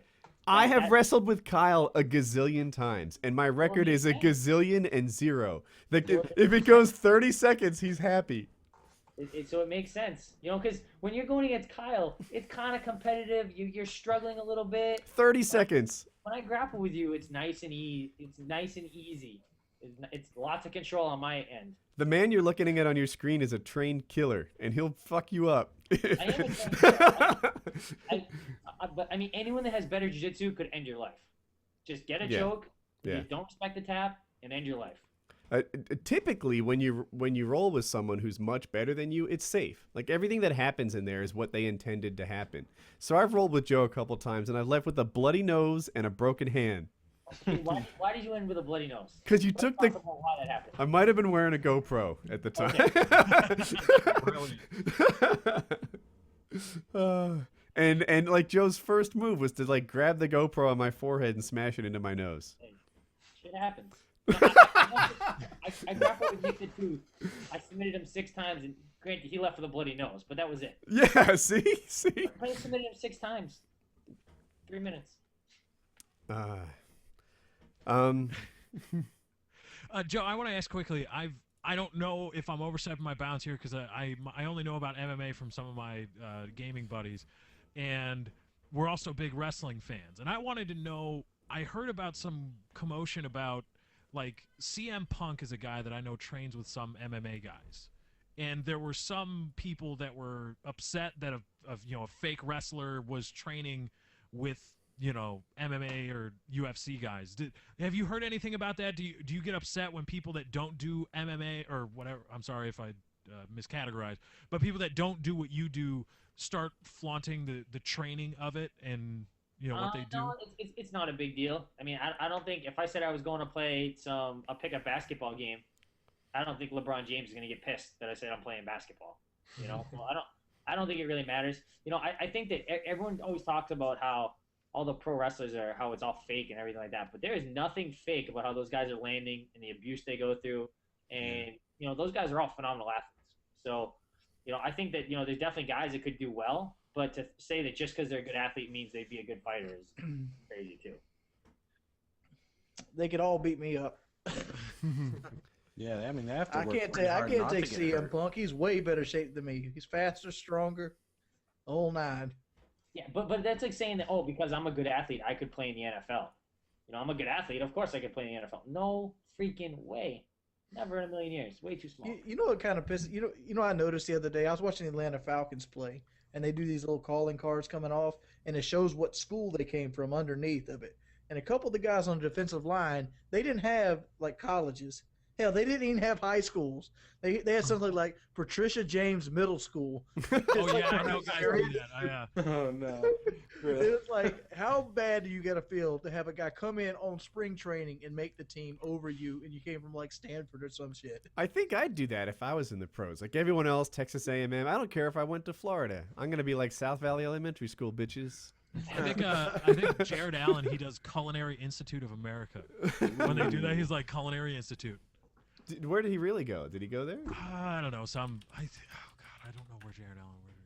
He went to the school of drunk. These guys You got can like do that, 6 right? DUIs. You can show up at spring training and just try out for the team, right? He went to Idaho State. I just looked him up, but I like that, man. I mean, you can. I think most teams do open tryouts. Some of them do. But I mean, I don't think they're really looking for anybody. I mean, even colleges that do open tryouts for their sports, they're not looking for anybody. They're looking for the scout team. They're looking for like the practice, defense, and offense. They're looking for guys to carry people's jocks in the locker room and crap like that. That's what they're looking for. Or stand here so we can see who hits the hardest. Right. I don't think there's anybody that's ever really, except for punters. It's the weirdest thing. Punters and kickers, they're just like, yeah, whatever. I was bartending a week ago. But now I'm kicking in the NFL. I'll probably go back to bartending. That's quite how the kickers. The kickers, the job I wouldn't want in the NFL. Oh, I think it was a couple of years ago for the Packers. He was bartending. He was a punter, I think. Well, I believe you that some people do, but I wouldn't want to discredit the incredible amount of work that goes into punting and kicking because they have to do it perfect every time. It doesn't always go perfectly. Just imagine if Bryant missed that field goal against the Seahawks last week. Mm-hmm. Yeah. You know how much shit he would have gotten for the rest of the fucking year? Yeah. Yeah, it's a tough job. And it doesn't matter if he hit the other 99. If you missed the 100th one, Right. you're the worst kicker ever. My grandmother can kick better That's right. than you. It's And the one, she's in a that's one that they wheelchair. don't make. It's the one that they don't make that everyone remembers. It's the one that makes the one that puts you out the seasons, the one they remember. Yep. Hey Joe, on the fighting thing. So like, I was about to talk about my training. It makes it sound like I'm comparing myself to you. It's not what I'm going for. But here's the deal. In my experience, when one guy's way better than the other, it's kind of chill for both sides, right? The guy who's winning might be working on low percentage moves or escaping from something he doesn't, getting himself in a position just to see if he can get out of it. And the guy who's not as good, also knows that he's kind of in the security blanket of the better fighter. But when they're equally matched, that's when they really butt heads. That's when, there's this like feeling out process. They're trying to see who king of the gym is, or at least king of the session is. Yeah. You got Joe Proctor in your gym. Is that getting more serious? You and Joe Proctor, like you guys sort of fighting for real in the cage all the time now? No, I mean Proctor's like my little brother. Like he gets, so when Proctor and I spar, he gets the best in boxing rounds, but I have the better jiu-jitsu, I have the better wrestling. He's a little bit bigger and a little bit stronger than me, but I'm a little bit quicker than him. So we definitely we battle a little bit, but it doesn't really happen. It's not like Proctor and I are both, neither one of us would ever want to hurt the other guy, especially with a fight coming up or something like that. So it doesn't get too bad, but for a long time now, as we get closer to my fight, Proctor's helped me for a long time. As we get closer to my fight, we'll pull Proctor out of the rotation of the guys I work with, not because I'm going to get hurt, but just because it's not good for my confidence. I want to be, so that sweep I did against Jamie Varner, I did that tons and tons and tons of times. Okay, so you start out with guys that suck, and you do it well against them 100 times. Then you do guys a little bit better, and you do it against them, and you slowly work your way up. But like when you're a couple weeks out from the fight, you want everything to be going like clockwork. You don't want to be having too much trouble on anything. You want to work the things, but you don't want to have someone get the best of you. So I won't even work with Proctor as he gets close. And the same thing when he has fights coming up. I don't work with him. I'll be there on the sidelines. I'll be watching. I'll fill in where I need to. But, we're not – it's not like we're out for blood trying to get the best of the other one, right before a fight. Good deal. Did You know how much it would suck to work for like 5 months and then just slip up right at the beginning and get knocked out. Yeah, or happens all the even make time. it to the fight. You know that there's guys. You know, I rolled my ankle during one camp, and luckily I had a couple weeks, so I was able to still fight. But you know, roll your ankle, you know, the week out, you know, and then you can't even stand on it, you can't walk on it, so there's not even a possibility of fighting. And you've done, you know, 4 or 5 months worth of work, spent thousands and thousands of dollars for airfare and hotels and tickets and paying coaches and training partners and everything else, and then you get a big goose egg, so you have all those expenses, you don't make a dime. So you don't get compensated for travel and stuff like that? So the UFC flies out the fighter in one corner, and then but after that you have 3 corners, so you're paying for at least 2 flights. You know, and then you know, like I fly out, you know, my girlfriend. I fly out, you know, usually 1 or 2 training partners that did all the sparring with me, and you know, a couple other people. I fly out the guy that does all my video blogs, all that kind of stuff. So I mean, I'll end up paying, you know, probably, you know, for 4 or 5 guys to come out at, you know, $300-400 a piece. Yeah. Maybe a couple $1,000 just on airfare. You know, You got lodging and hotel. I mean, Dude, you got to try to get sponsored by an airline. yeah, I've tried. We're working on Jeff Little. You made Woody pay his own way to Tokyo, though, right? You didn't give him a dime. I Woody hope. paid his own way. All right, because he's making sure people get lower contracts and stuff. And I heard it's that. awful. I heard that. The actual truth is I got sponsored for that trip, but not by Joe. Oh. So I didn't pay, but Joe didn't pay either. Oh, I had something I wanted to ask. The travel. How important is the ring entrance? I know a lot of people put stock into that. And talk about the stare down too. I don't really do anything crazy like so Tom Lawler trains with me, and Tom has the best entrances. You can YouTube Tom Lawler entrances, and he's got a shit ton of awesome entrances. And I get kind of annoyed with him because I feel like he puts more time and effort planning his entrance than he does his fight. But he has some amazing entrances. He's done like Apollo Creed. He's done all kinds of amazing entrances, and you know, so he does all kinds of stuff. Like for me, it's all serious. It's all business. You know, eyes down. You know, I get pissed because, you know, they want you to walk, you know, at the pace that they want, and they have a camera guy backing up, and you know, and he's keeping the camera right here, and he's backing up the whole entire way, and I just want to like run right past him. You know, so sometimes I haven't pushed him out of the way, but I've kind of gone around him and scooted up on them or whatever, but. It doesn't get too intricate on my end. I would be more intimidated by the guy who just is serious and just walks to the ring. That would worry me more than the guy who's, you know. I'm not here to the stare down stuff because I remember seeing a documentary about Tyson, and he said that's where the match is won and lost for him. Yeah. If that guy It's the same sort slips, of thing, that's it. yeah. Tyson also got a huge tattoo on his face. So we always talk about, you know, so we have the big stare down is at the weigh-ins, you know, so we both make weight. We're both feeling like crap because we cut all kinds of water and everything else, and we're both at our lightest. And you know, so now it's a stare down. So you know, you're nose to nose. You're right there with the other guy. That's when like the real sizing up takes place.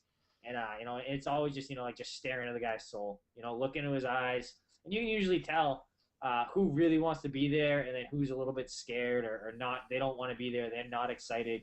You know, when you get a guy though that is, you know, dead stare, you know, no emotion in their eyes, that's usually going to be a tough fight. When you get a guy that's trying to act like a hard ass or is scared or something like that, you can tell right away that they're just not comfortable and they're not comfortable. Isn't everybody scared? Like Forrest Griffin assures us that everybody's scared and he's just the only one to admit it.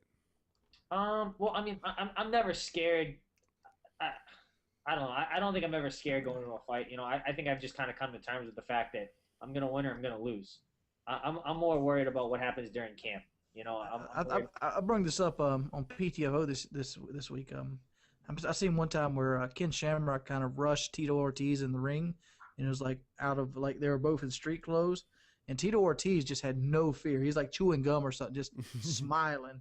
Yeah. Like is that mind games? What is that? How do you not flinch when somebody like Ken Shamrock rushes you? It's mind games from the start. You know what I mean? Like I think it's mind games as soon as you sign the contract, the fight begins.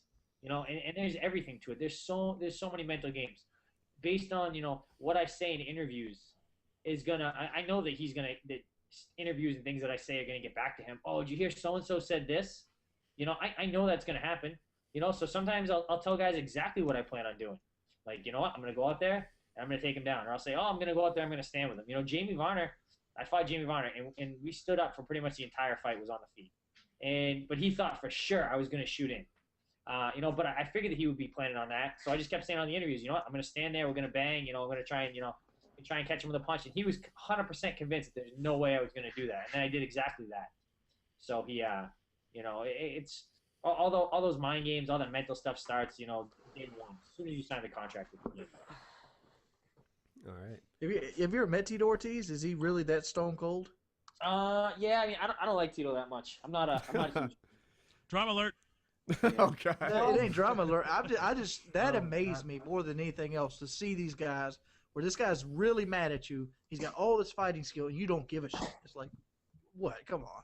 Yeah, I mean, it's whatever. You know what I mean? Like, I think that that's just his personality. I don't think there was anything that, that he instinctively did. I think it probably he was just ready for whatever was going to happen. And there's a really good clip of Tito and Ken are at a press conference, and Ken says that he's going to beat Tito into like a living death.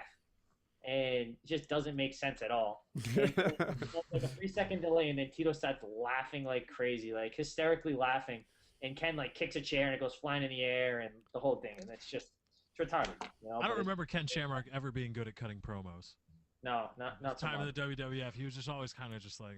Yeah, Ken Shamrock, man. I can kick Ken Shamrock's ass at the SATs. I mean, they're hired for fighting skills, not artistic abilities. I'm about to say, Ken Shamrock ain't that bad of a fighter, boy. I thought you were about to say you kick his ass. No. I thought he was going that way too. I was like, oh, Woody, come on. That would make a very interesting PKA, like a MMA break in the middle. Yeah, we got to get Ken Shamrock on here for a spelling bee. Yeah, Woody's gamer tag. Your face all swollen up and your lip. That most dangerous man shit. That shit fake. Yeah. Is he really considered the most dangerous man in sports, or was that just something he gave himself? Yeah, I think he gave himself that nickname. It was a TV show, though, right? Yeah, that's the kind of nickname you give yourself. They're like he never won a UFC, and he went to WWE saying he was the world's most dangerous man. He never won a UFC. But there was a documentary on him deciding that he was the world's most dangerous man on like Discovery Channel or something, and it added credibility to it. Yeah, but like Tank Abbott went to the WCW, and he was like 8-8 in UFC. Again, Hoist Gracie had better jiu-jitsu. Hoist Gracie would have choked him and ended his life. The Discovery Channel is all ice road truckers these days anyway. Who cares what they have to say? Ice road truckers are swamp people. How's there 5 seasons of swamp people? I don't know. I haven't got out of the swamp yet. Or no, there's this duck season. I think they're going to catch a gator this season on swamp people. So we've got 30 minutes and 2 topics. We still got the Drift0r topic we got to hit. Yeah, actually, that's one of them. So Lefty, you decide. Do we cover the Drift0r topic next, or we talk about Brandi? I want to do Drift0r because from the beginning, I saw one side of this on Twitter, and I was just, it was like a tangential thing. I was like, what the hell is he talking about? I want to know what happened with the Drift0r David Vonderhaar thing. I want to know. All right, so to the stream, the reason we're not talking about Wings of Redemption's girlfriend is Lefty. All right. So, Drift0r, do you want to set this up, or do you want me to? I'll try to set it up because it was my show and my problem, and I have my own drama alert thing on the drama alert subreddit. So, for those of you that don't know me, I do the in-depth show. I take a gun in Call of Duty, break it down numerically. Instead of, oh, I like this, it's best, I'd be like, it shoots at 500 RPM, it does 30 damage up close, it kills you in 1/10 of a second. Very numerical kind of analysis. And on some guns, there's the grip attachment. You attach the grip, and in the game guide, it says it makes it more accurate, both on the little bars and also just in the guide. And in previous games, it did just that. So it comes time for me to do the episode on the grip attachment. I'm like, okay, well, I'm going to put the grip on the gun, and I'm going to test it the same way that I've been testing it since COD 4. And lo and behold, I got nothing. I tested it a bunch of times. I found absolutely nothing. I did an episode about it. And the last time I did an episode of In-Depth on something that required proof, I didn't put the proof. I just made a claim. It blew up in my face miserably, which is a different topic for a different day, even though I was right. But I come back to the grip, and I just put up some brief little clips of my test, which pretty much showed 2 gun plots, left and right. Virtually no difference between the two. They're random. You shoot a gun, it's not going to be exactly the same every time. But you'd think that, one you would see like a big spread, and the other would be tighter or vertical or, something different. Showed nothing. started this huge wave of weird things, like Drift0r's just telling people to use crap, that all the good attachments are crappy so he can keep the good ones for himself. He's not doing his math right, his science right. People start tweeting David Vonderhaar. David Vonderhaar is, I guess he's like the new, not the new, like he does the Robert Bowling thing. He's like the face of the company, is also the developer, and he oversaw the code and all that. Vonderhaar says, YouTube is full of opinions, very little fact. Don't listen to what YouTubers say about the grip. It makes a big difference. And it wasn't just me. There was a couple other people, but their videos probably weren't getting the same level of views. And I was like, okay, well, and the messages just kept rolling in by the hundreds, conspiracy theories, death threats, even weird things. And I'm like, you know what, I'm going to do this. And I tested it live. I tested it in MW2, Black Ops 1, and then Black Ops 2 did a lot of different testing live. All on Twitch TV. You can look at it. It pretty much came up with nothing. I found there was only one gun that I could even see a difference on. It was such a minuscule difference. It was literally a matter of inches in the game. So I put that video up, and then of course people tweeted it. David Vonderhaar again. And David Vonderhaar responds that the grip affects ADS center speed, which if you talk about, this is getting very technical, I know it's super boring. If you think about the gun in the game or a gun in real life, you kick it, you shoot it, and it's going to kick up and then come back down. The center speed, how they programmed it in the game, is the speed at which it just comes back down. So if it has a low center speed, you'll shoot it and it'll go and then just come back down. If it's really high, you'll just shoot it and come back down quick. People say that doesn't matter in fully automatic mode, but it does, because if it's slow center speed, it'll kick up like and tick up. If it's high, it'll go up a little slower and more jagged. And I talked to David Vonderhaar, and he said that what it actually does is changes view kick, because in Call of Duty, your guns don't necessarily, they usually do because they have hit scans instead of projectiles like Battlefield, but view kick is where your gun shakes. Like for those of you that have used the AK-47 in previous Call of Duty games, you know it kicks like a damn mule, and it shakes all over the screen, but it's not really that inaccurate. You can keep it on target pretty well, even though your sights are a big bloody mess. And he said it changes that center speed.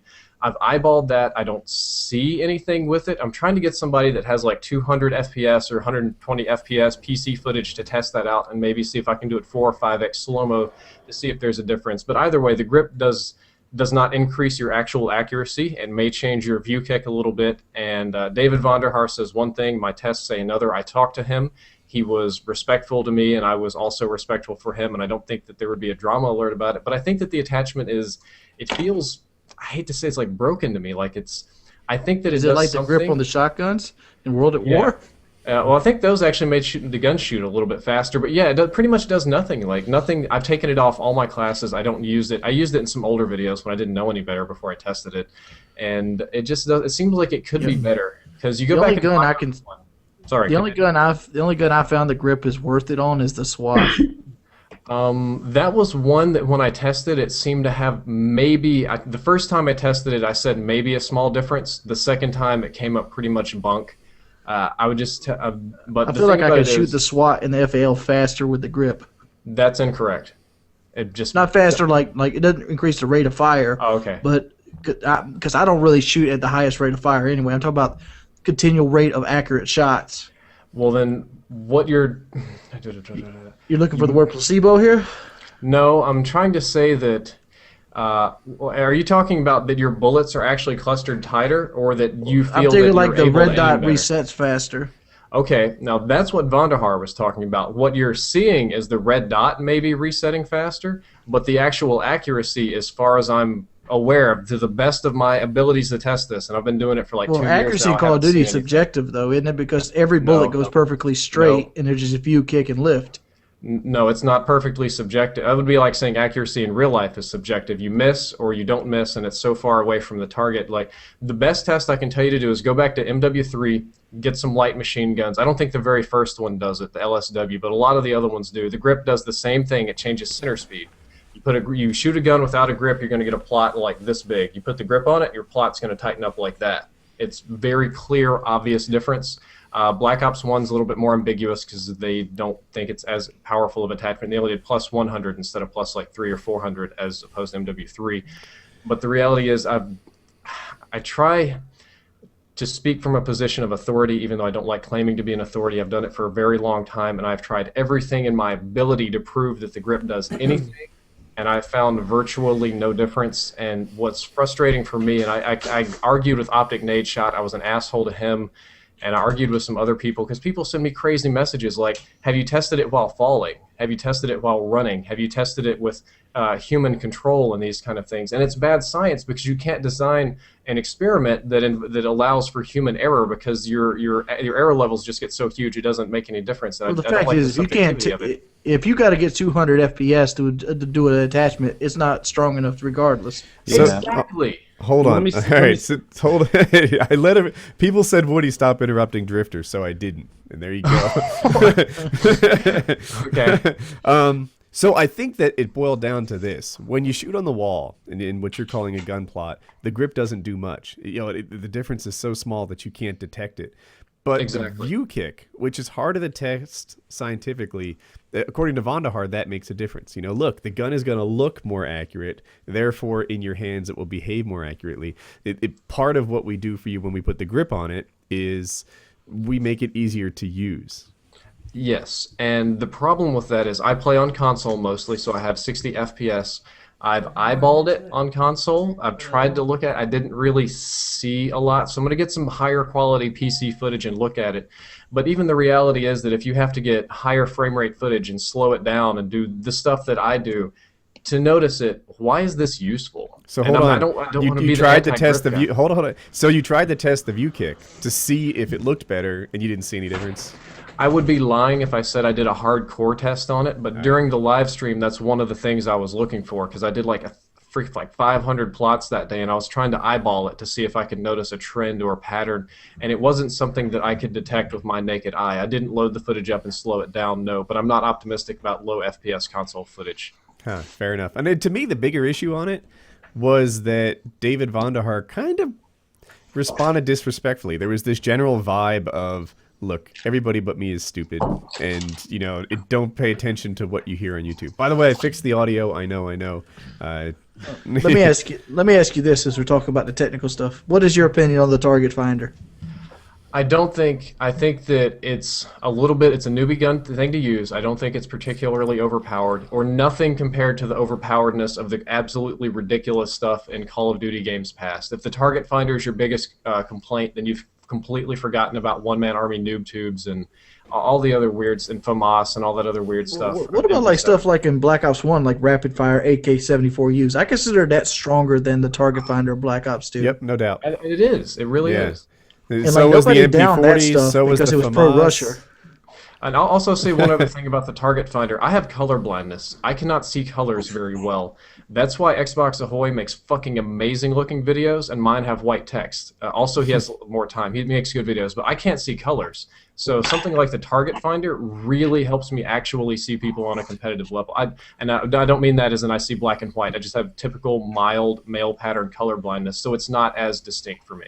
Yeah, and my thing with the target finder is it's like, nobody really complained about marksman in Modern Warfare 3, and it's the same fucking thing. You look at the name and you shoot below the center of the name, and that's the guy's head. Yeah. So I don't see the difference between a box. I mean, if anything, the target finder is a nerfed version of marksman because the box is much wider. With marksman, all you had to do was look at, like I said, look at that name and then shoot right below the center of the name, and you had a headshot. So nobody bitched about it. All right, it's an easy sight too. We're halfway through that last half hour I talked about, and we have got to know more about Wings of Redemption's girlfriend, right? Yep. There's not 15 minutes worth here. All right, so wait a minute. Then I have a question for Woody. Real quick before we get to Brandi. If Wings doesn't think we have enough, do you get the sense that David Vonderhaar is not really keen on YouTubers? I get that sense. I do. Yeah, absolutely. A little bit. Really? Even though he was nice to me, Unless your name is Hutch. Some of the ones are more condescending.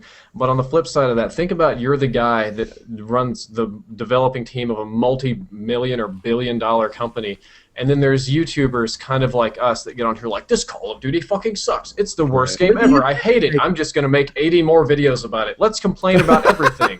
Right, and how many more people are hearing what the YouTubers are spouting out about than what the developers saying? Exactly. Like like maybe a tenth of the people actually like follow Vonderhaar or even know his fucking name.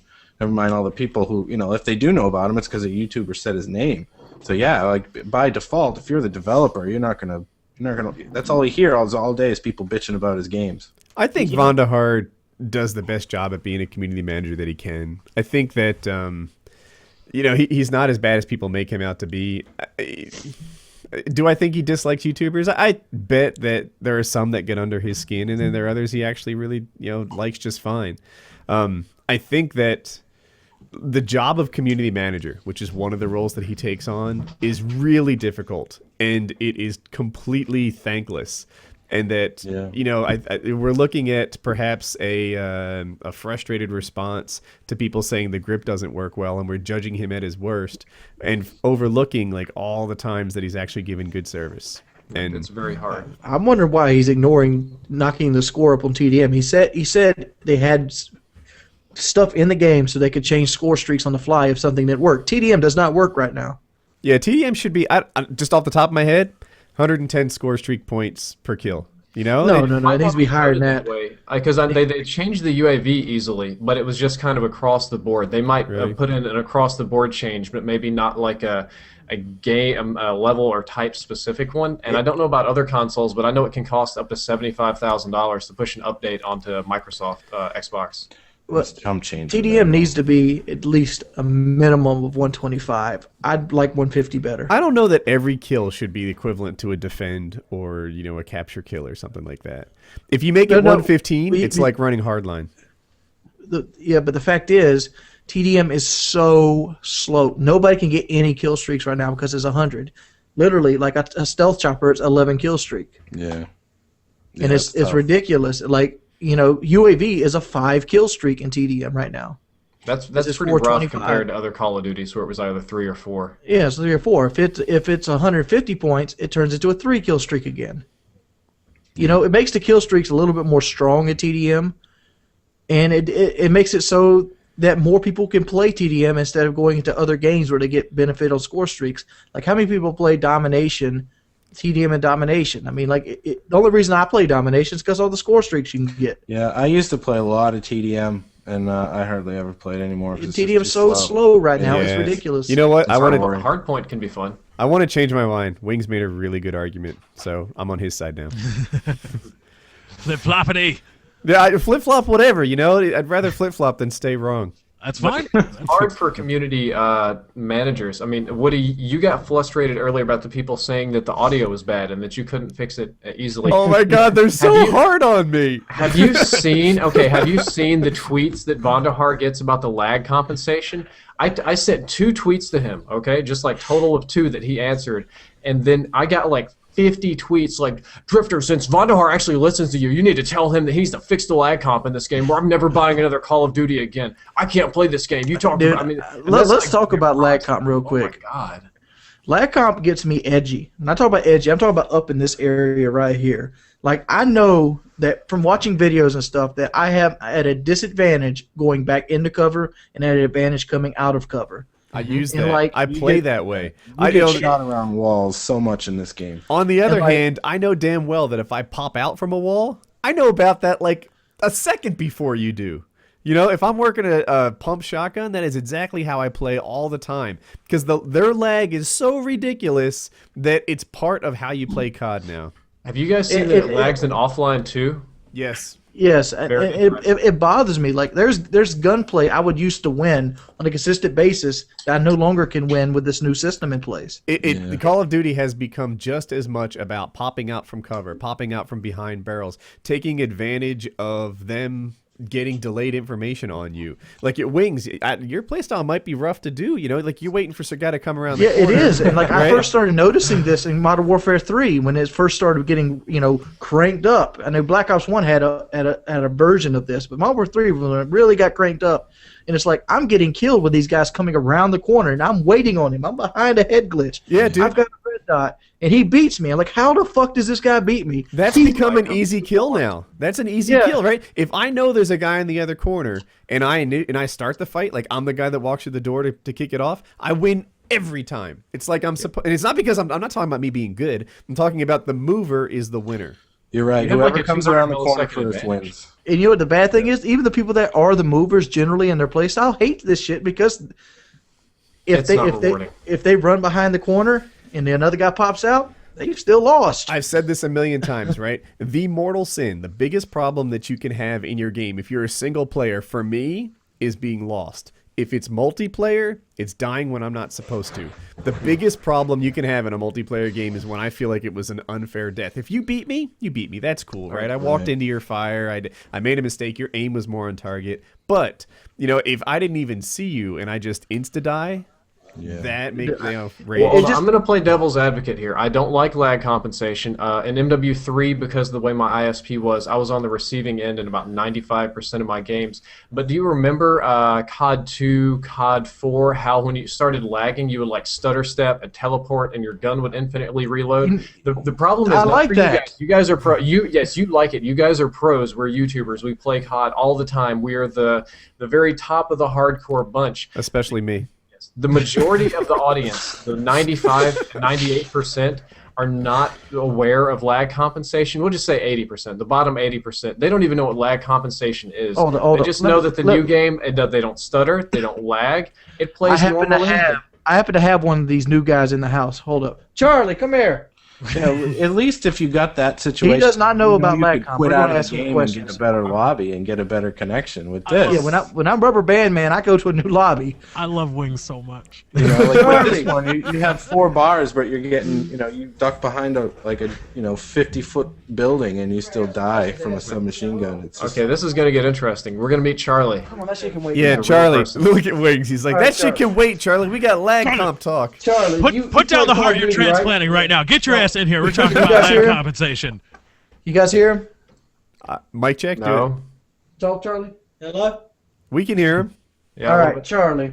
Wait. Is Charlie the shirtless man from the other day? No, Charlie's PTFO? Charlie's my cousin. All right. All right. Have you ever come around a corner or went back into a corner and got killed? Yeah. Do you like that? No. Do you like the way COD 4 played? Yeah, a little bit better. Yeah. What do you like about COD 4? I don't like how when you shoot somebody and then like they drop the grenade and they kill you and stuff like that. Ask him if he liked the COD in COD 4, where you kind of jittered and teleported.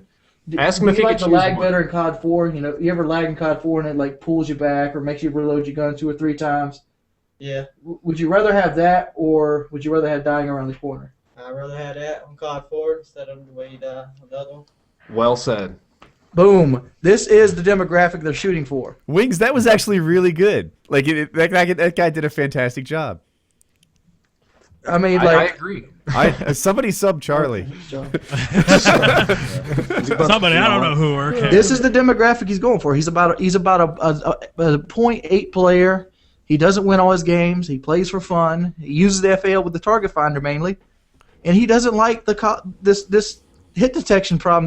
Not hit detection, lag compensation problem that Black Ops 2 is presenting us. You have to have a little bit. If you don't have a little bit of lag compensation, the hitboxes and the I understand model lag won't sync. compensation is required, but the COD 4 and World War War both had lag comp and they work flawlessly. Well, here's so did here's Modern what- Warfare 2. I like MW2 is the best, personally. MW2 gonna it was the right? best. We've had lag compensation for a few years now, and I was talking to Ernest Lee on Twitter about this. Here's what I don't understand: is why is it getting worse? And he said that it had to do with the hardware of the Xbox. Basically, you've got aging consoles, and so the network hardware on these consoles can't handle it.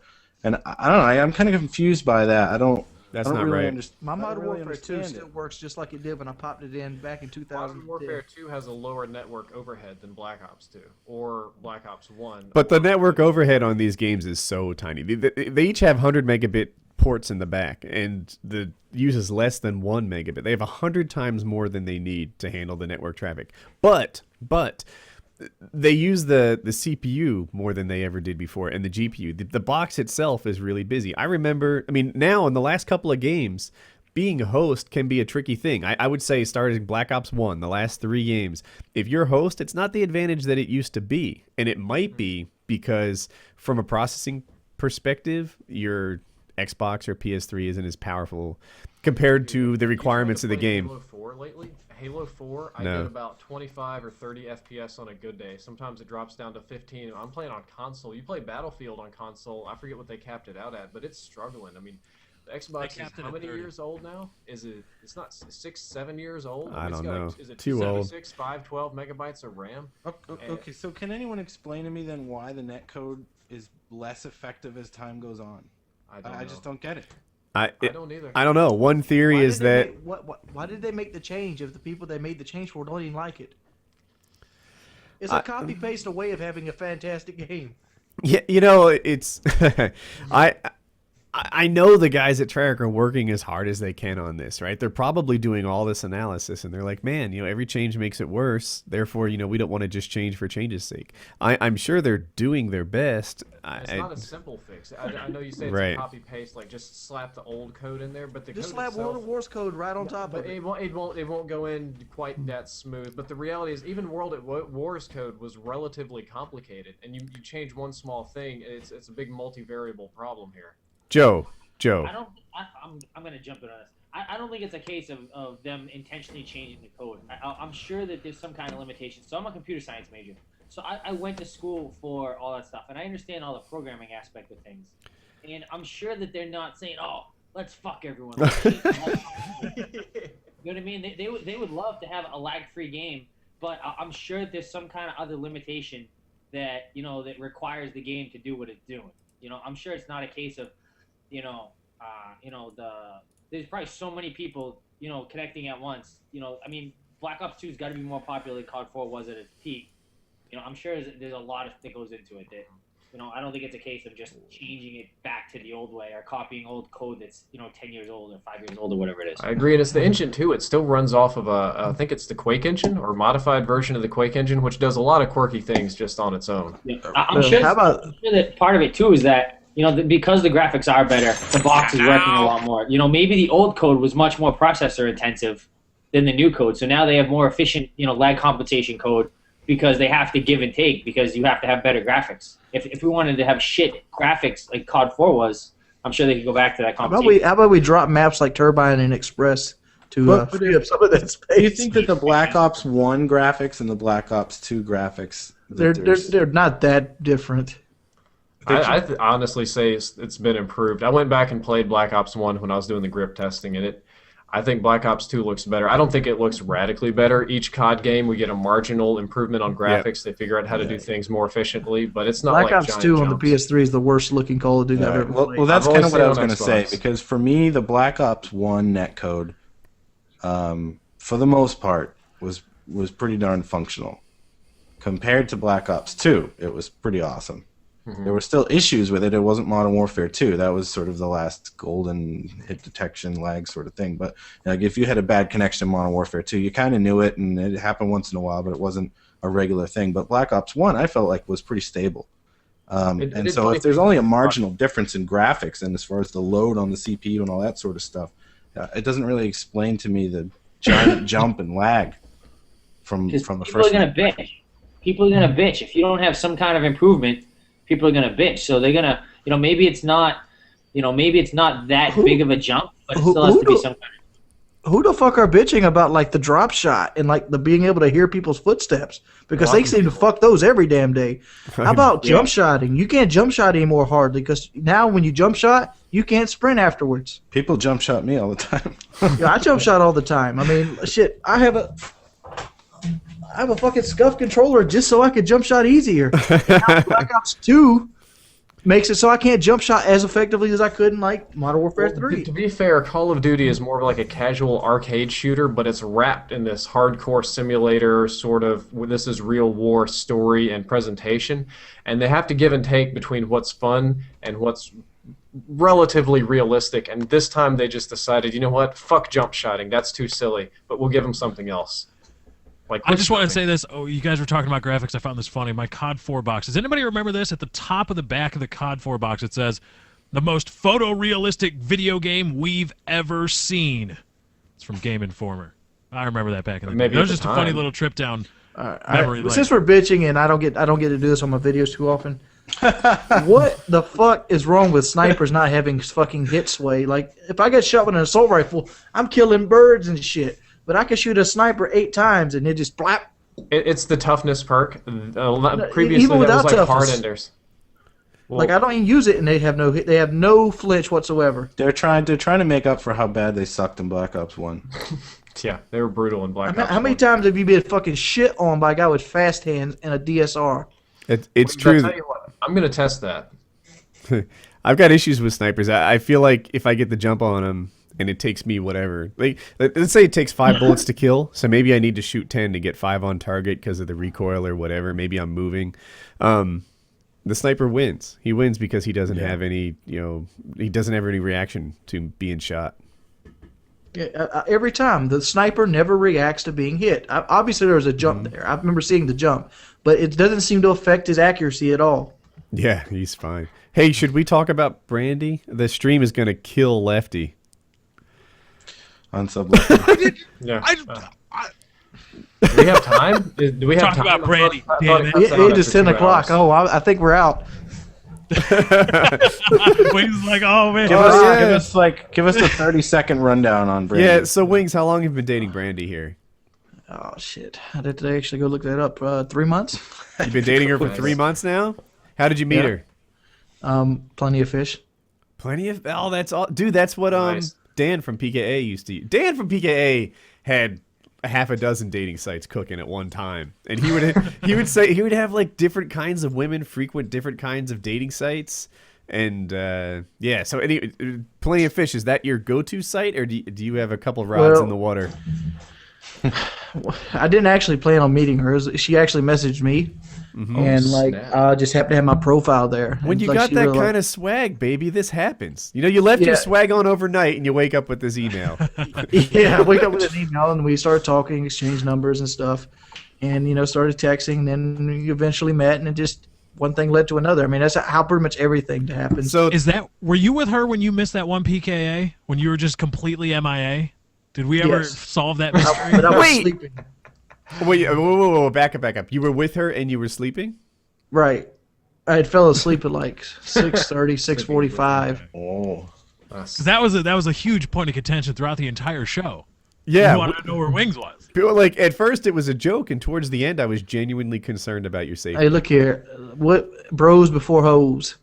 You did the opposite. Anyway, Unless I fall asleep. No, I did not do the opposite. Unless we fall asleep after we screw, then Yeah, that Bros was before bros, and that's Waves, I've got a question for you about the quality of your relationship. It's just a yes or a no, and this will tell us how much you like this girl and how much she likes you. Are you comfortable farting around each other yet?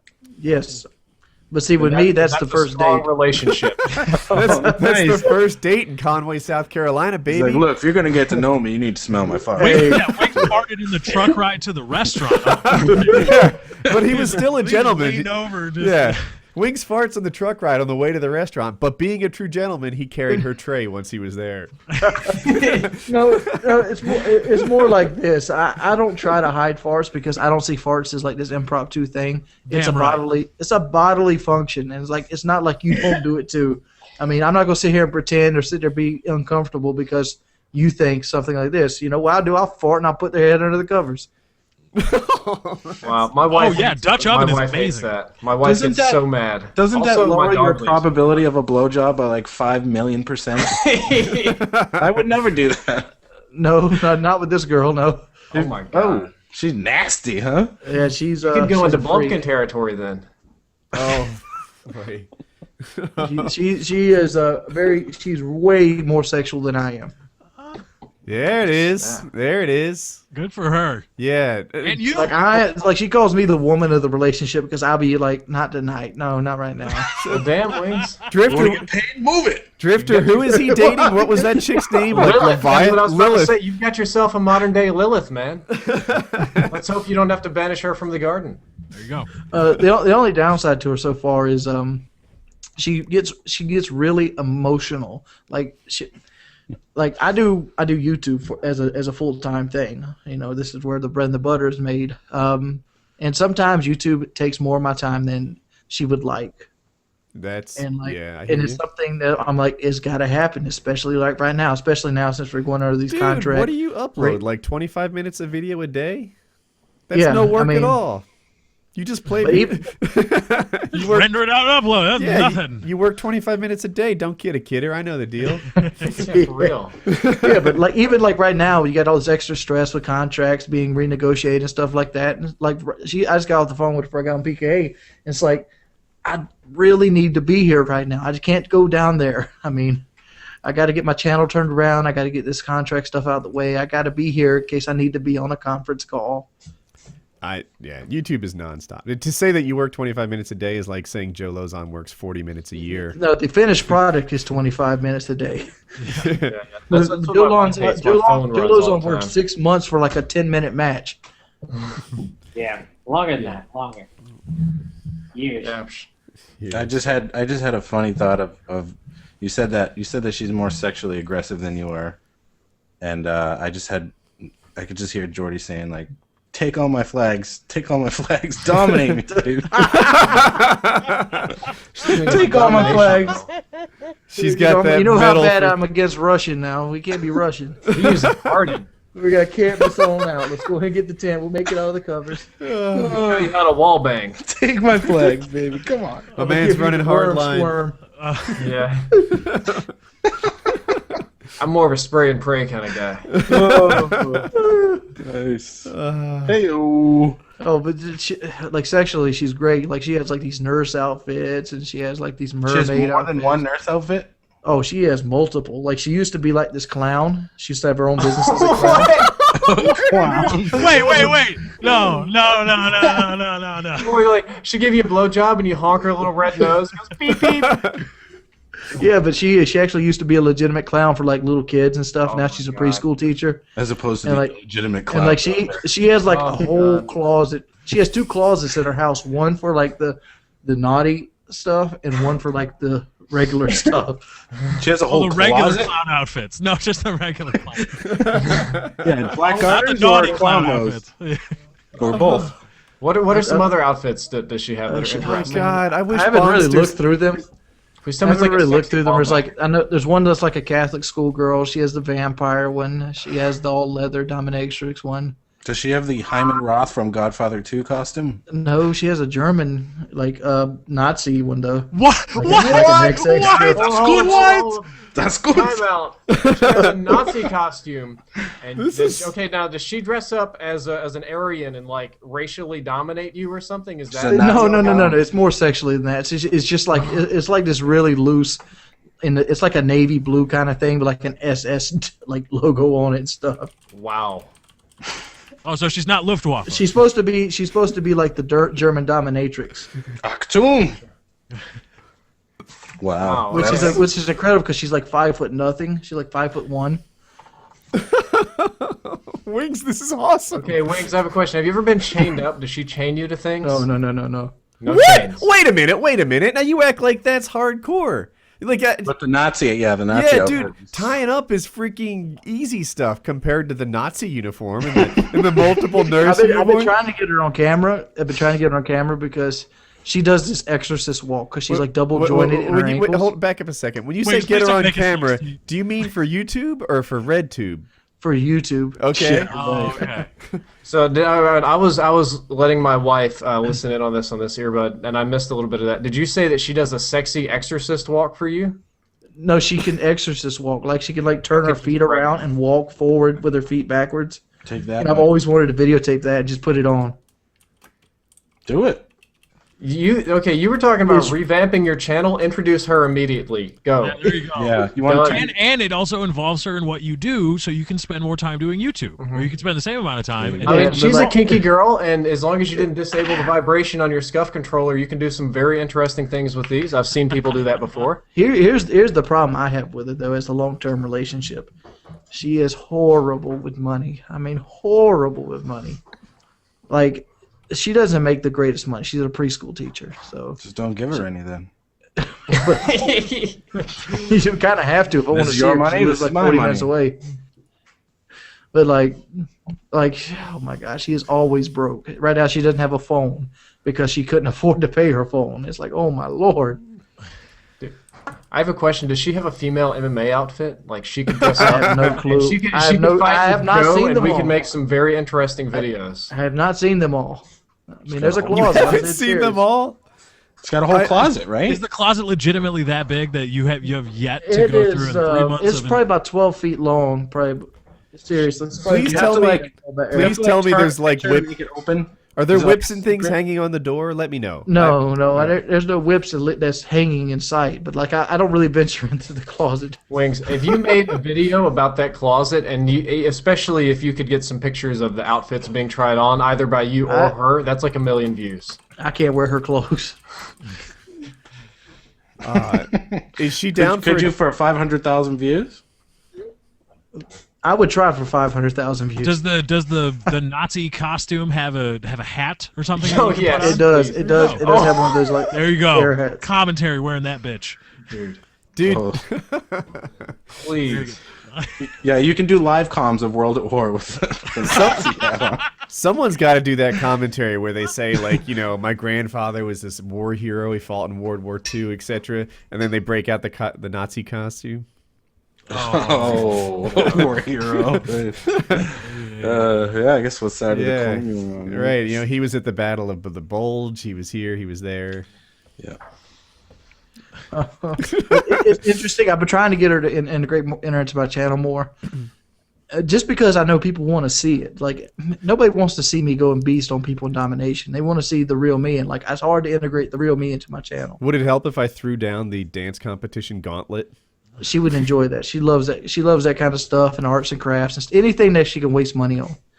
She doesn't understand saving money. I like how you like the girl in all these ways, but just like completely disrespect everything about her money. Dude, she is so bad. Like I I'll be trying to help her. I'm like, all right, Brandi, here's what you got to pay here. Here's what you pay here. You got to take this money right here and put it in the bank. Do not touch it. When I go back the next day, she'll have like a skirt that lights up or some bullshit. Dude, I understand completely. My mom was the same way. She had at times hundreds of thousands of dollars at her disposal, and it would just fit her away to nothing in a week. And I'm like, what the fuck happened?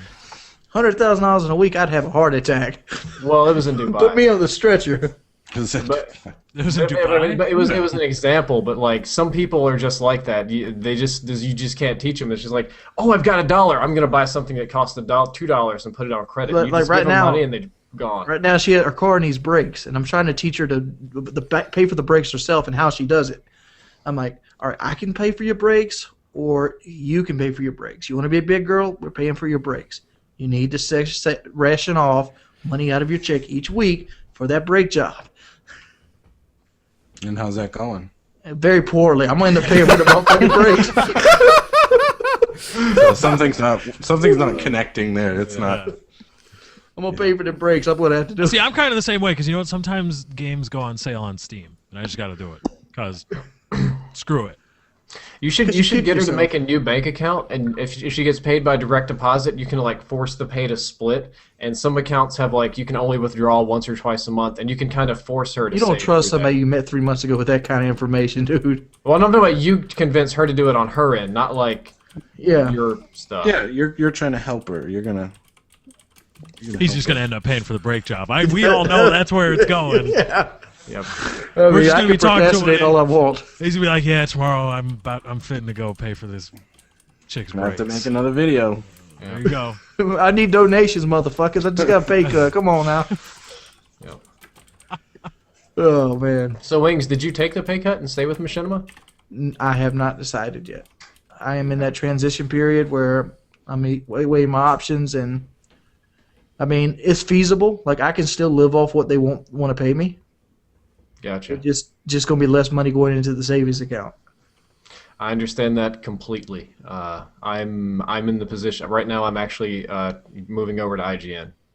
Yeah, there's two big contenders, and it's right now. It's between IGN and full screen. If I move.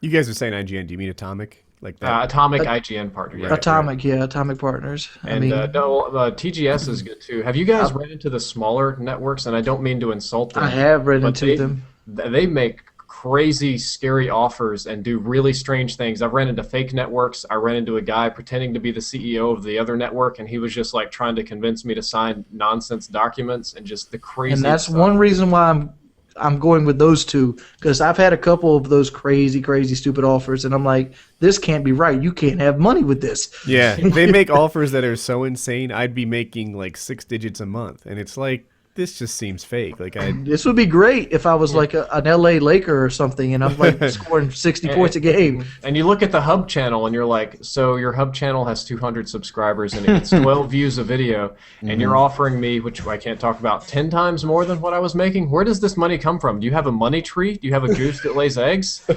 Can you please hook me up with this? I like when my contract makes sense for both parties. Yeah. Yeah, exactly. Yeah, it's crazy. Is that a wrap on the show? Well, you know what I want to end it with, Joe Lauzon? What? Do you have your that picture of your grandfather on the iPhone right next to you? Yeah, I think so. Can we see it? Yeah. Hang on. Oh, I thought you had an actual picture in a frame of his father on an iPhone. No. I took Look, so Joe, look straight into the camera when you do this. This is where the ears come from, man. This is epic. No pressure, Joe. I always thought it was like were like something that was integrated in his training. No, so now we know why Joe broke. No, I was trying to be an asshole and make a bad joke about his ears. Like they were there to stop him from getting knocked out because they slowed the fall down or something. All right, so wait a minute. It's glaring. It's glaring. Yeah, I'm trying to. Hold on. I'm gonna turn off the light, maybe. I think Turn it kind of on it. Tilt it to the side a little bit. Kind of working. I can see the right ear. Yeah, I see the right ear. There they are. There Working. it There goes. You see it? There it is. Wow. That's where the ears come from, right there.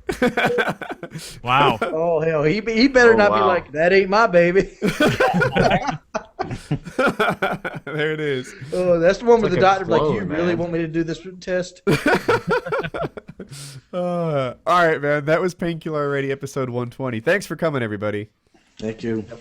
Nice to be here.